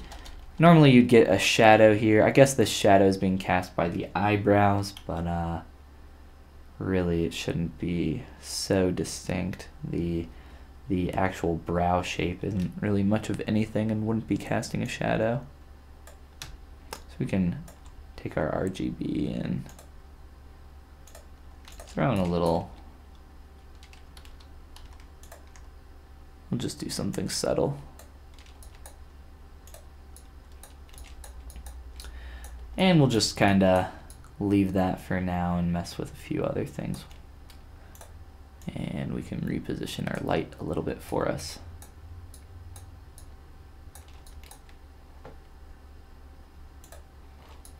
And even turn off some paint if we don't want to look at that. Quick way to toggle on and off all visible subtools if you don't know. With the new version, ZBrush 4.8, you have to hold the Shift key, click the eyeball, and it'll turn all those on and off for your subtools. Or click the paintbrush and it'll turn on and off all of your paint. So there's a few different toggles that you have there. And there's even more if you are to use your auto collapse functionality and start making some start groups and playing with that. So if you guys aren't familiar with that, I have some tutorials on how to work with auto collapse and create some pseudo folders in ZBrush. It's pretty interesting in my opinion, and I think it's a great addition to ZBrush. I just hope in the future we get some real actual tools to work with for our subtools, so a little bit more control over those. I think a lot of people would greatly appreciate that. All right.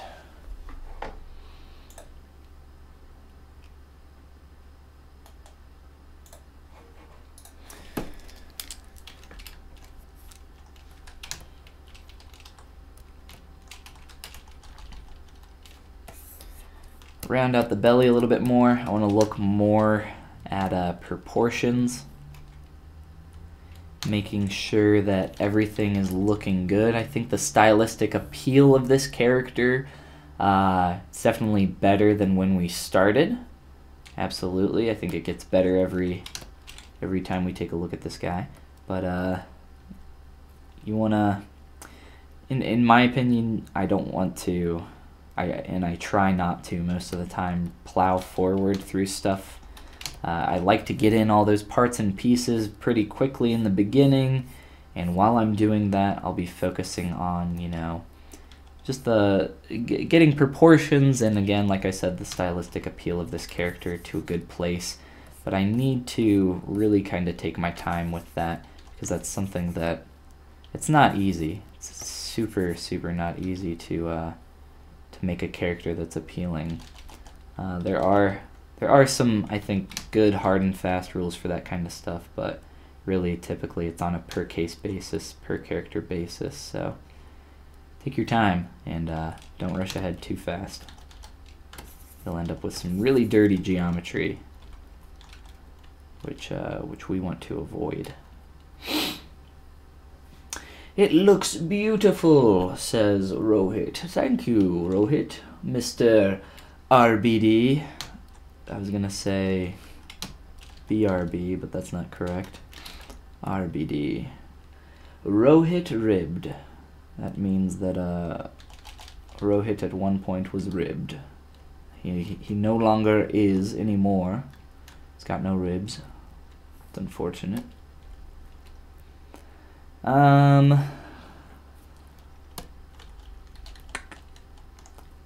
Can can start adding in some more subdivs here and there. For our shell, where's that BOWSER guy? Here he is. That BOWSER guy. I think I might like to separate some of these pieces back here, just to get a really clean separation between those, and we can look at how we could do that. There's some pretty interesting methods for splitting that up, and even possibly doing some stuff with panel loops. I tend not to use panel loops too often unless I'm doing hard surface stuff. I want to split this just to make it a little bit more clean and not just, hey, it's a quick little stroke. So let's look at that. Let's look at how we can do that. Whew. Dang. Ahmed, welcome back to the stream. Glad you could join us. Stop making fun of my name.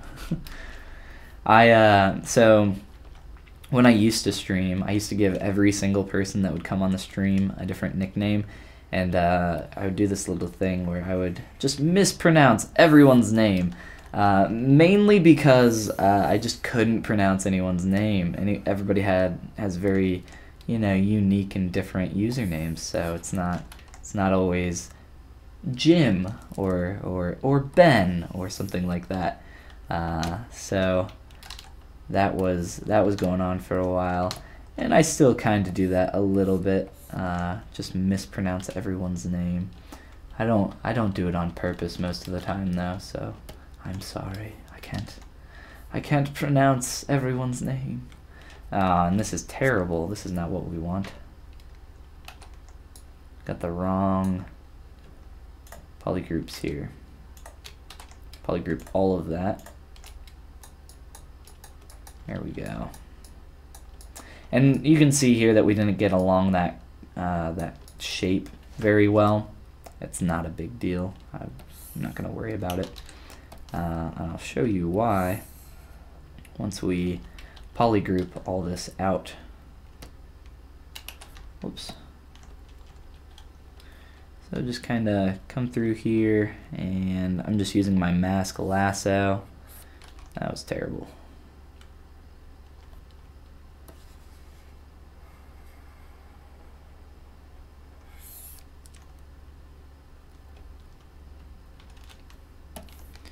And then clean up after the fact with my mask pen. Just pretty quick and dirty, nothing crazy. And I'm being very particular about the way that my mask is showing on the other side. Because essentially what's going to happen here is that all these little pieces are going to have, come on. There we go. Are going to have the closed holes or Dynamesh operation applied to them, and I need the geometry to connect between these fairly well. Stuff like that, though, where it's gapped on both sides, has a little trouble with, but we'll see what we can come up with to alleviate some of that as best as we can. And thus Hudboy was born. That's correct. That is where the ex-Hudman's nickname comes from. He's just Hudboy now. That's just who he is. He didn't know how to pronounce my username, so he just settled on Hudboy. That's right. Your stream is fun. I'll watch your stream every day. What if I just stream all day every day then? That would be a lot of watching. Also, that would probably kill me, especially right now with my sore throat.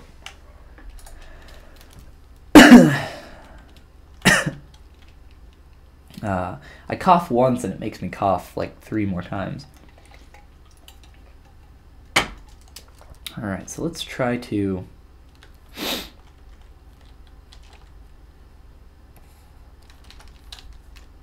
select the rest of these.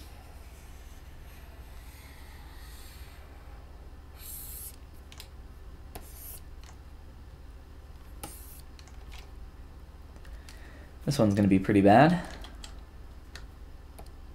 once we get there.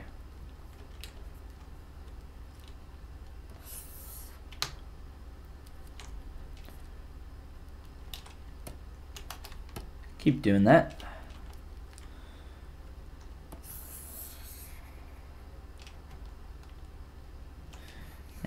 that didn't work out the way I wanted it to.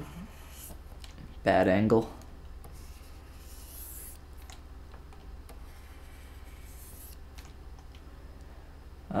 Get well soon. Thank you. Thank you. Appreciate it.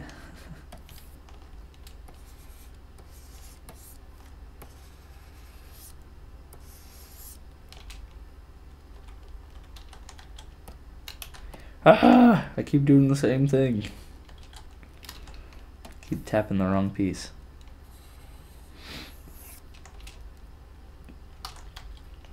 Alright, so now we have polygroups for each segment here. We could attempt to do, let me quick save.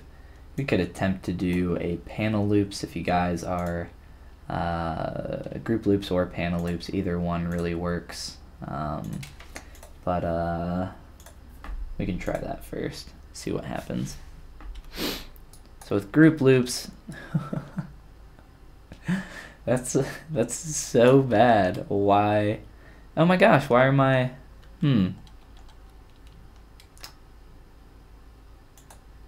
Okay, that was really weird.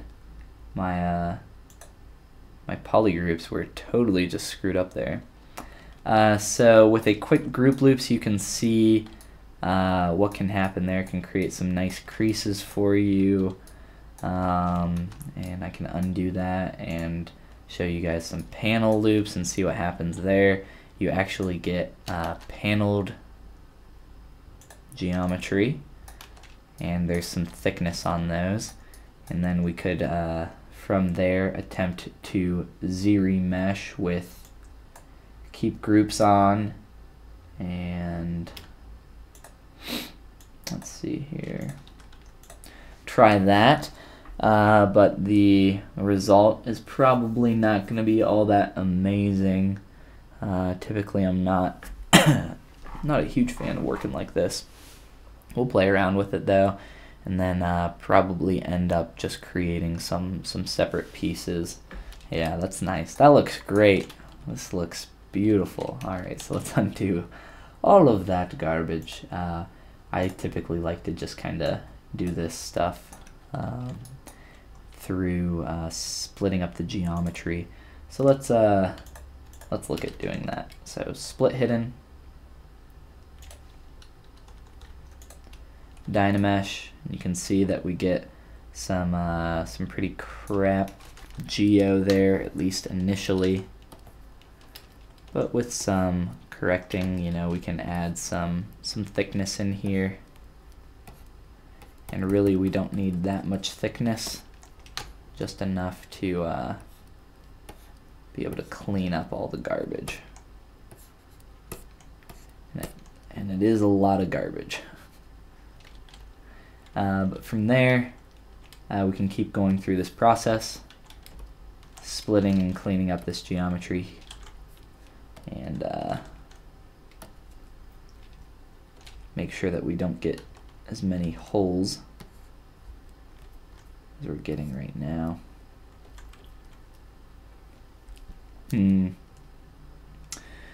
Let's see. I wonder.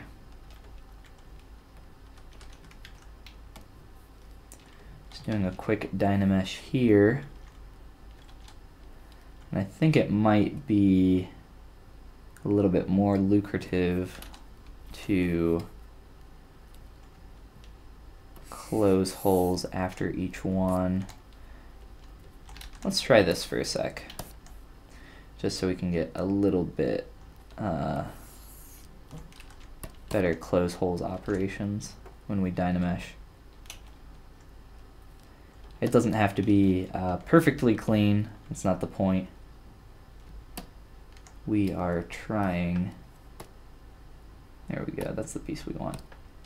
We're trying to just get enough of a hole closed so that when we actually subtract and Dynamesh each piece from this larger shell, that we can come back through. I can Z-remesh these. Let's make sure, turn off keep groups for now. All this geometry could affect Z-remesh in a pretty crap way, but That's not too bad. And that's even better. But as you can see there, we start to get some fairly clean separations between these pieces. So that's our kind of end goal there, and I'll keep doing that. And we should get some nice, clean looking geometry by the time we're done. I can't promise that it will actually be clean though. But if it looks clean, that's typically good enough.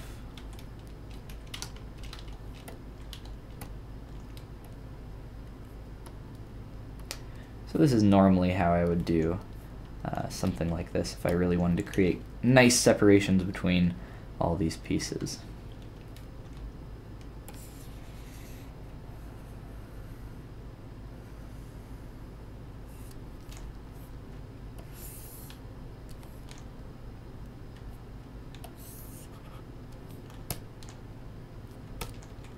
Something like this is just not going to work. It's going to try to close holes on each individual piece.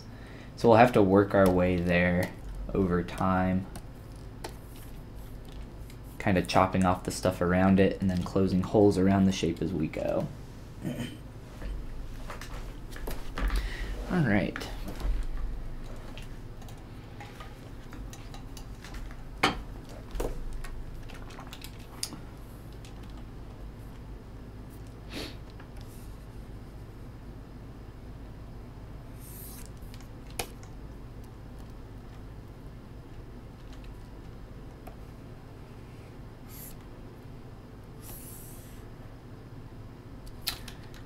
Actually, I'll leave that there for now. Leave that. Get rid of this. Split hidden. Dynamesh. Could even try to puff out some of that geometry there. I don't think that's necessary though. Delete hidden. Dynamesh. And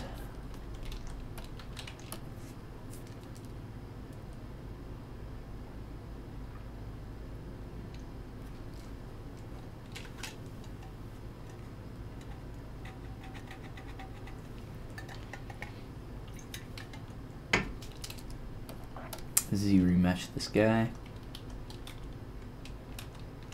So it's starting to lose its shape, its form up there. Can try to get that to retain its shape as best as we can, just giving it a little bit more geometry there. That's not what we want.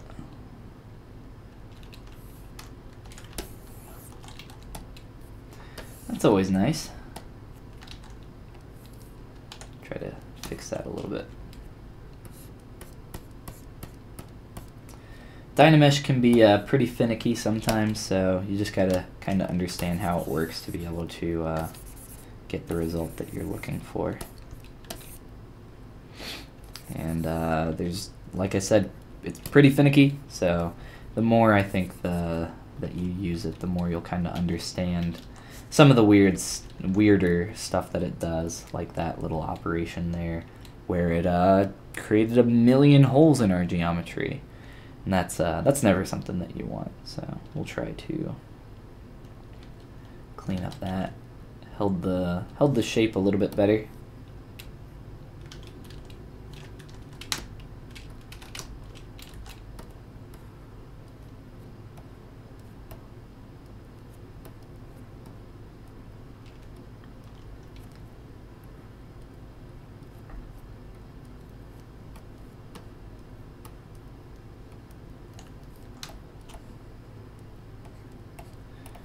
This side will not be seen. I don't believe so. We'll have to close probably a little bit of holes, but for the most part, I think we'll be fine.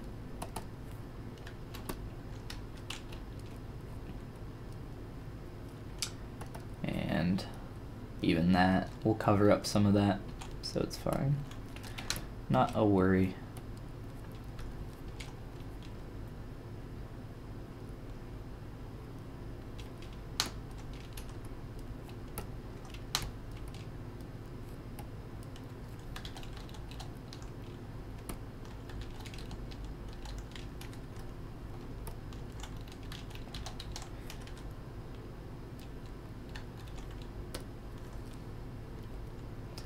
So you can see that we're starting to get some cleaner separations between these pieces. And it might not look super great right now, but we're getting there. One slice at a time.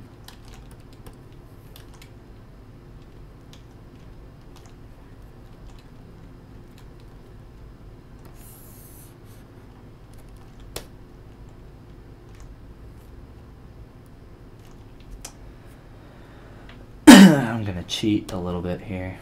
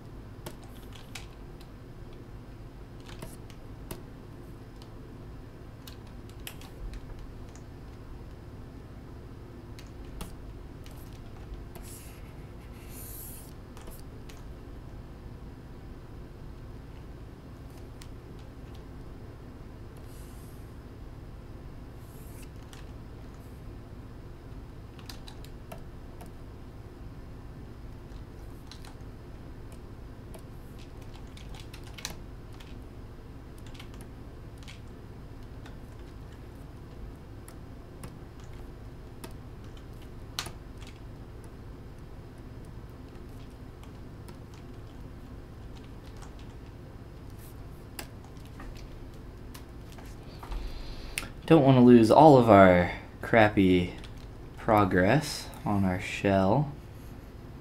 So let's keep this train running.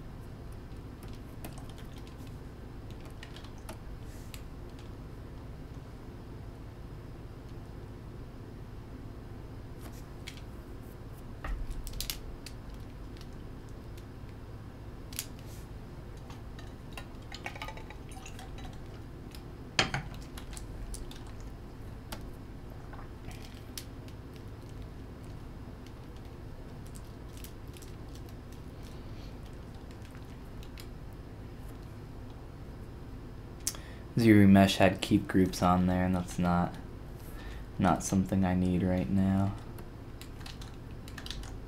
Turn off back face masking as well.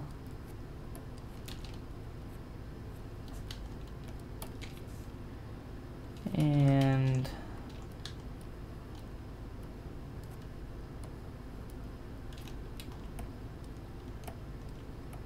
continue to clean up a bunch of this junk.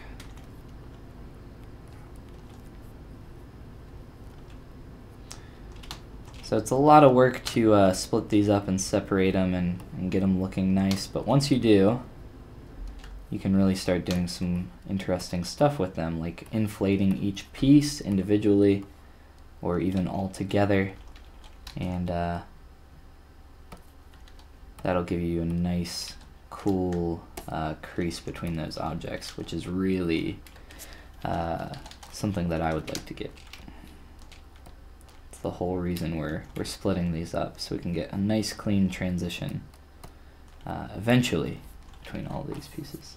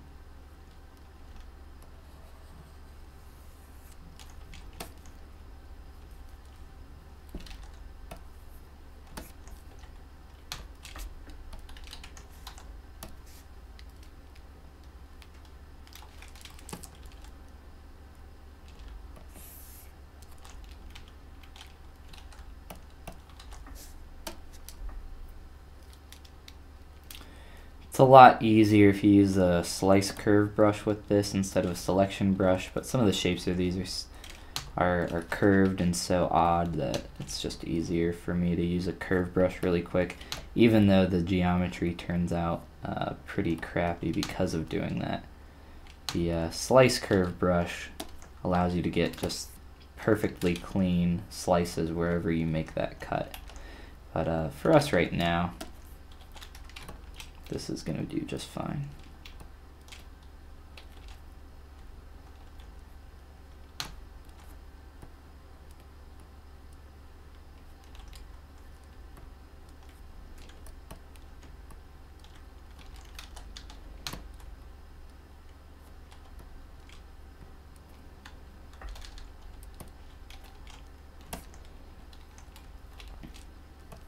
All right, last two here.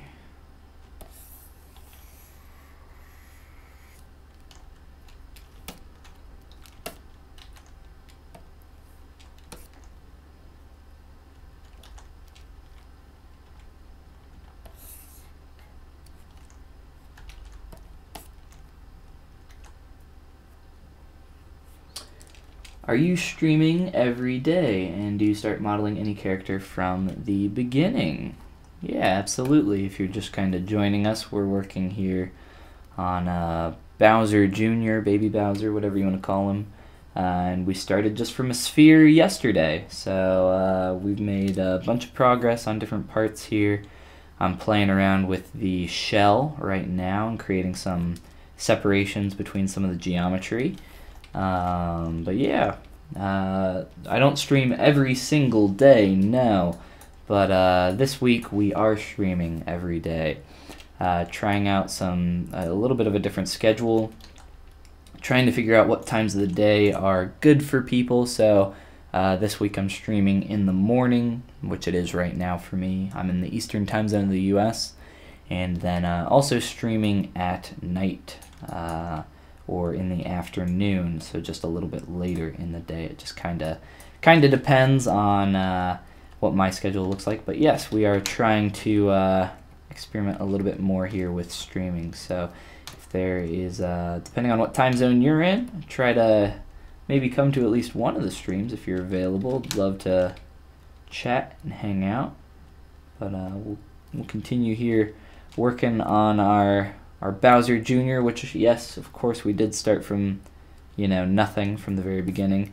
And you can go back on my YouTube channel and just go back to 2 streams ago, I think, is when we started on him. And you can check out that if you want to watch from the very beginning here.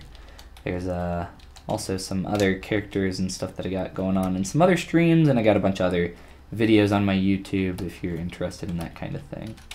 But yeah, welcome. Glad to have you with us.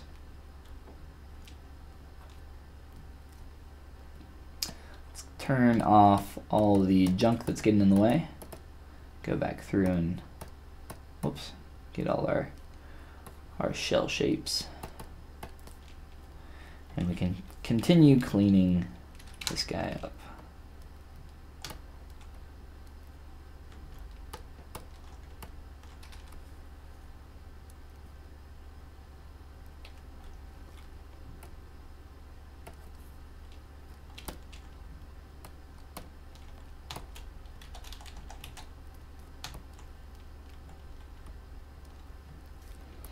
And last but not least, this middle piece.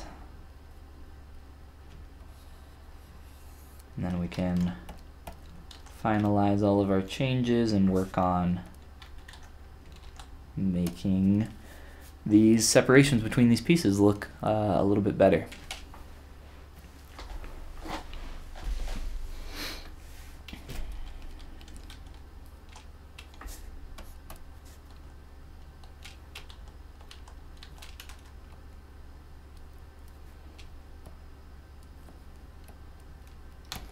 So with a combination of splitting this up with my selection lasso, just a quick little select all the way around these different shapes. The shell is not closed in the front, but we can very easily close that off with even a single piece of geometry. Not a big deal at all. But we can go through all of these and combine a bunch of them. Make sure that they all have the same resolution of about 3 subdivs. And then I'll mess with them all together. And we'll just do some merge downs on these.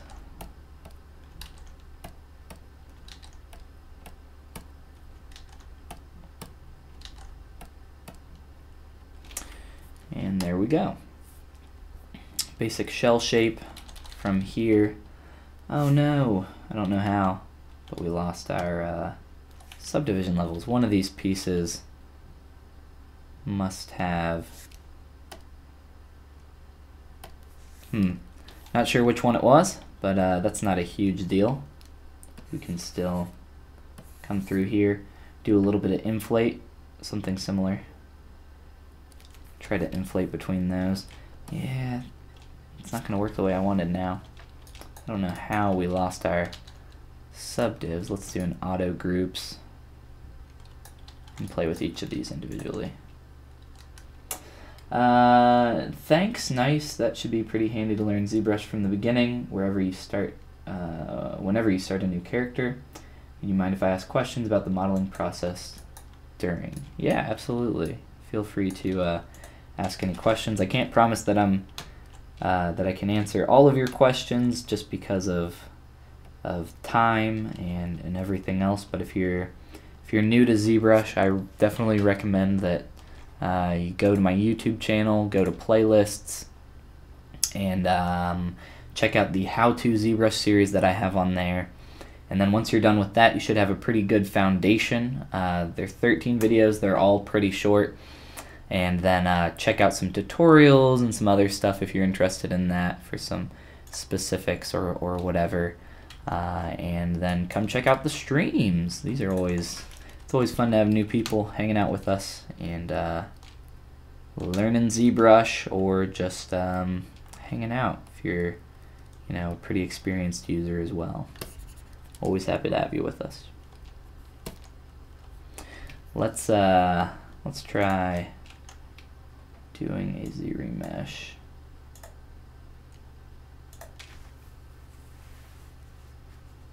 Might be too low of a poly count.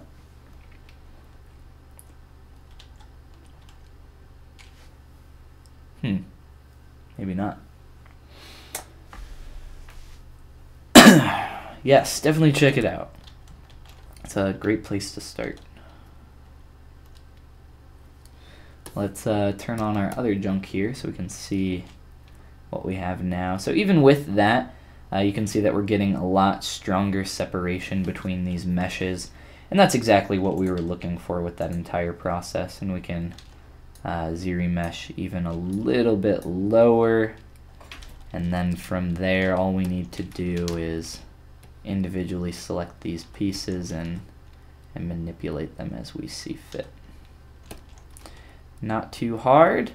I think the shell looks a lot cleaner for that kind of separation process. Even though it resulted in some dirty geometry, what's great is that if we want to, it looks a lot cleaner now, and we can kind of combine a lot of these pieces if need be. All the holes in the front we can close off. That's pretty simple to do. We can even do that next. So all these changes, I don't know how long that took. Maybe around 10-ish minutes, probably less. And if I wasn't talking while doing it, definitely even faster. So I think a lot of these things can be split up typically into just give you a little bit, not just for control, but definitely for cleaning up your mesh and getting a little better stylistic appeal here. It's looking quite a bit better as we come through here and make these changes. It also makes it quite a bit easier for me to tweak the shapes that we have now. Previously I just had, the stroke of the line creating the separation, but can't really tweak that too much, not easily. Something like this though, where they're separate meshes, it's very, very easy to go back through and tweak and make changes. Backface masking with the move brush can also allow us to move meshes and get a little bit tighter through some of these parts. Subdivide up.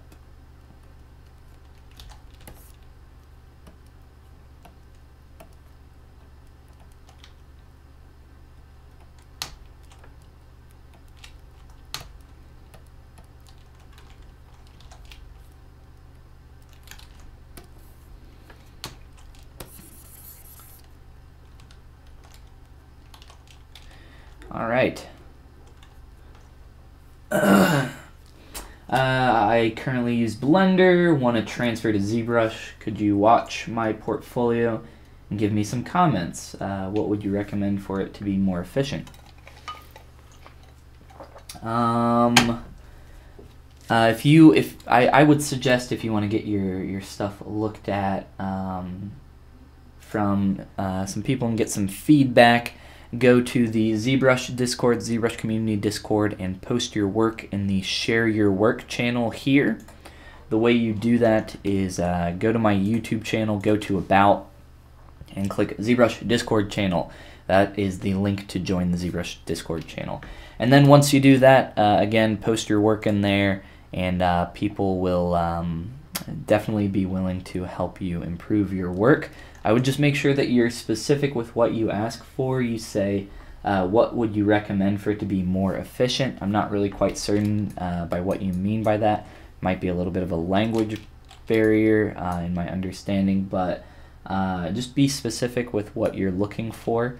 If you're asking for critique, I would recommend not just asking for critique. I would recommend asking for a specific kind of critique. So can you look at the forms of my model and tell me, do you think they're clean? Can you maybe give me some advice on how I could improve my forms and make them more clean? So that's a very specific thing that you could ask. But that's just one example of an infinite examples that of different ways that you can improve and ways that you can ask for help in improving. If you're looking for a little bit more professional feedback on your portfolio, or if you want to send me one of your ZBrush pieces, sculpt, or whatever you have, I offer on my Patreon. If you go over to my Patreon, I have a tier down here, which is a critique tier, and with that, I'll take your sculpt and do a paint over, or not a paint over, obviously we're not 2D, a sculpt over, and I'll even record the process for you and give you some tips on how you can improve your work specifically that you've sent to me. So if you got something specific you want me to take a look at, which I recommend, the more specific you are, I think the more helpful people can be with their critique, as well as the more specific you are, the more help you're going to receive with your critique. That's just my opinion though, and I'm not right in everything that I say, so do what you want to do at the end of the day, but I definitely recommend checking out the ZBrush Discord at least. Definitely do that. I am a Blender Padawan. I'm not entirely sure what a Padawan is. Maybe Padawan? Padawan, Star Wars style? That might be what you're talking about, what you're referring to. I have not yet seen the new ZBrush movie. The new Star Wars movie. I don't know if you guys have. I've heard mixed things about it. I've heard that it's pretty overhyped, which it's a Star Wars movie, so I think that's to be expected. I'm not like a very big Star Wars fan by any means.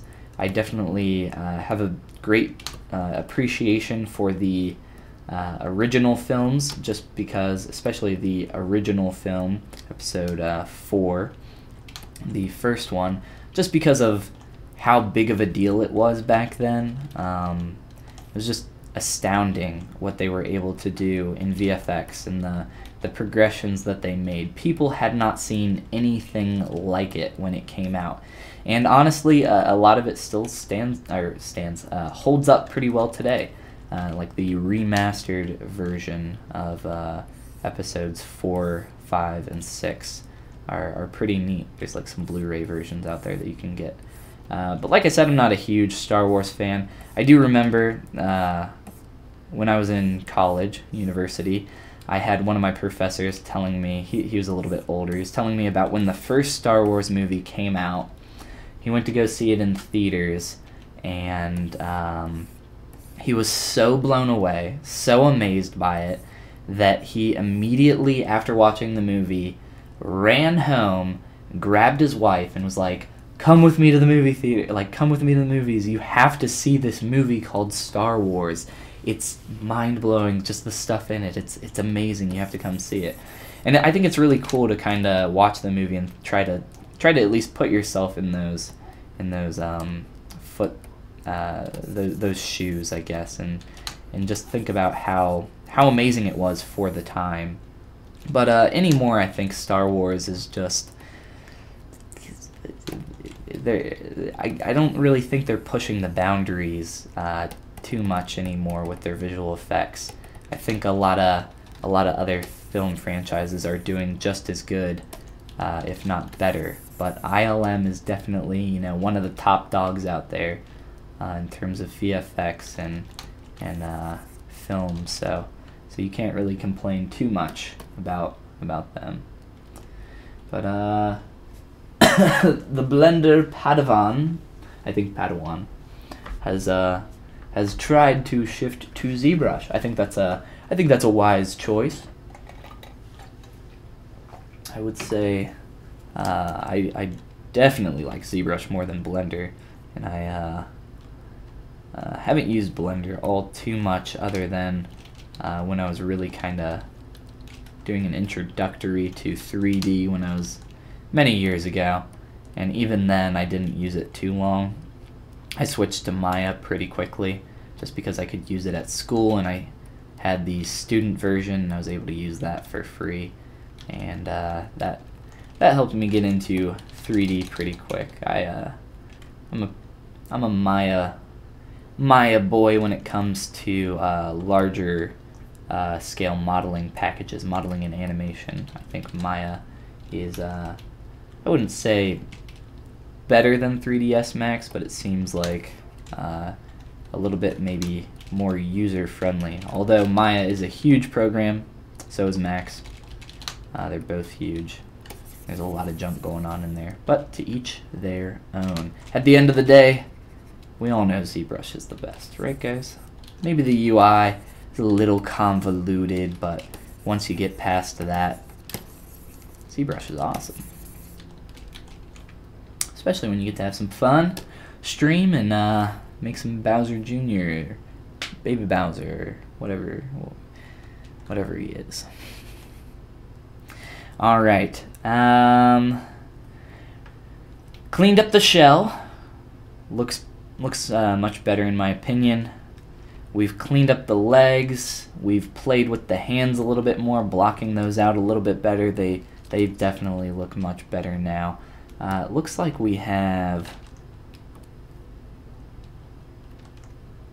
something going on, or let me turn off perspective. It looks like something is off in terms of my symmetry here, and I'm not sure where that is.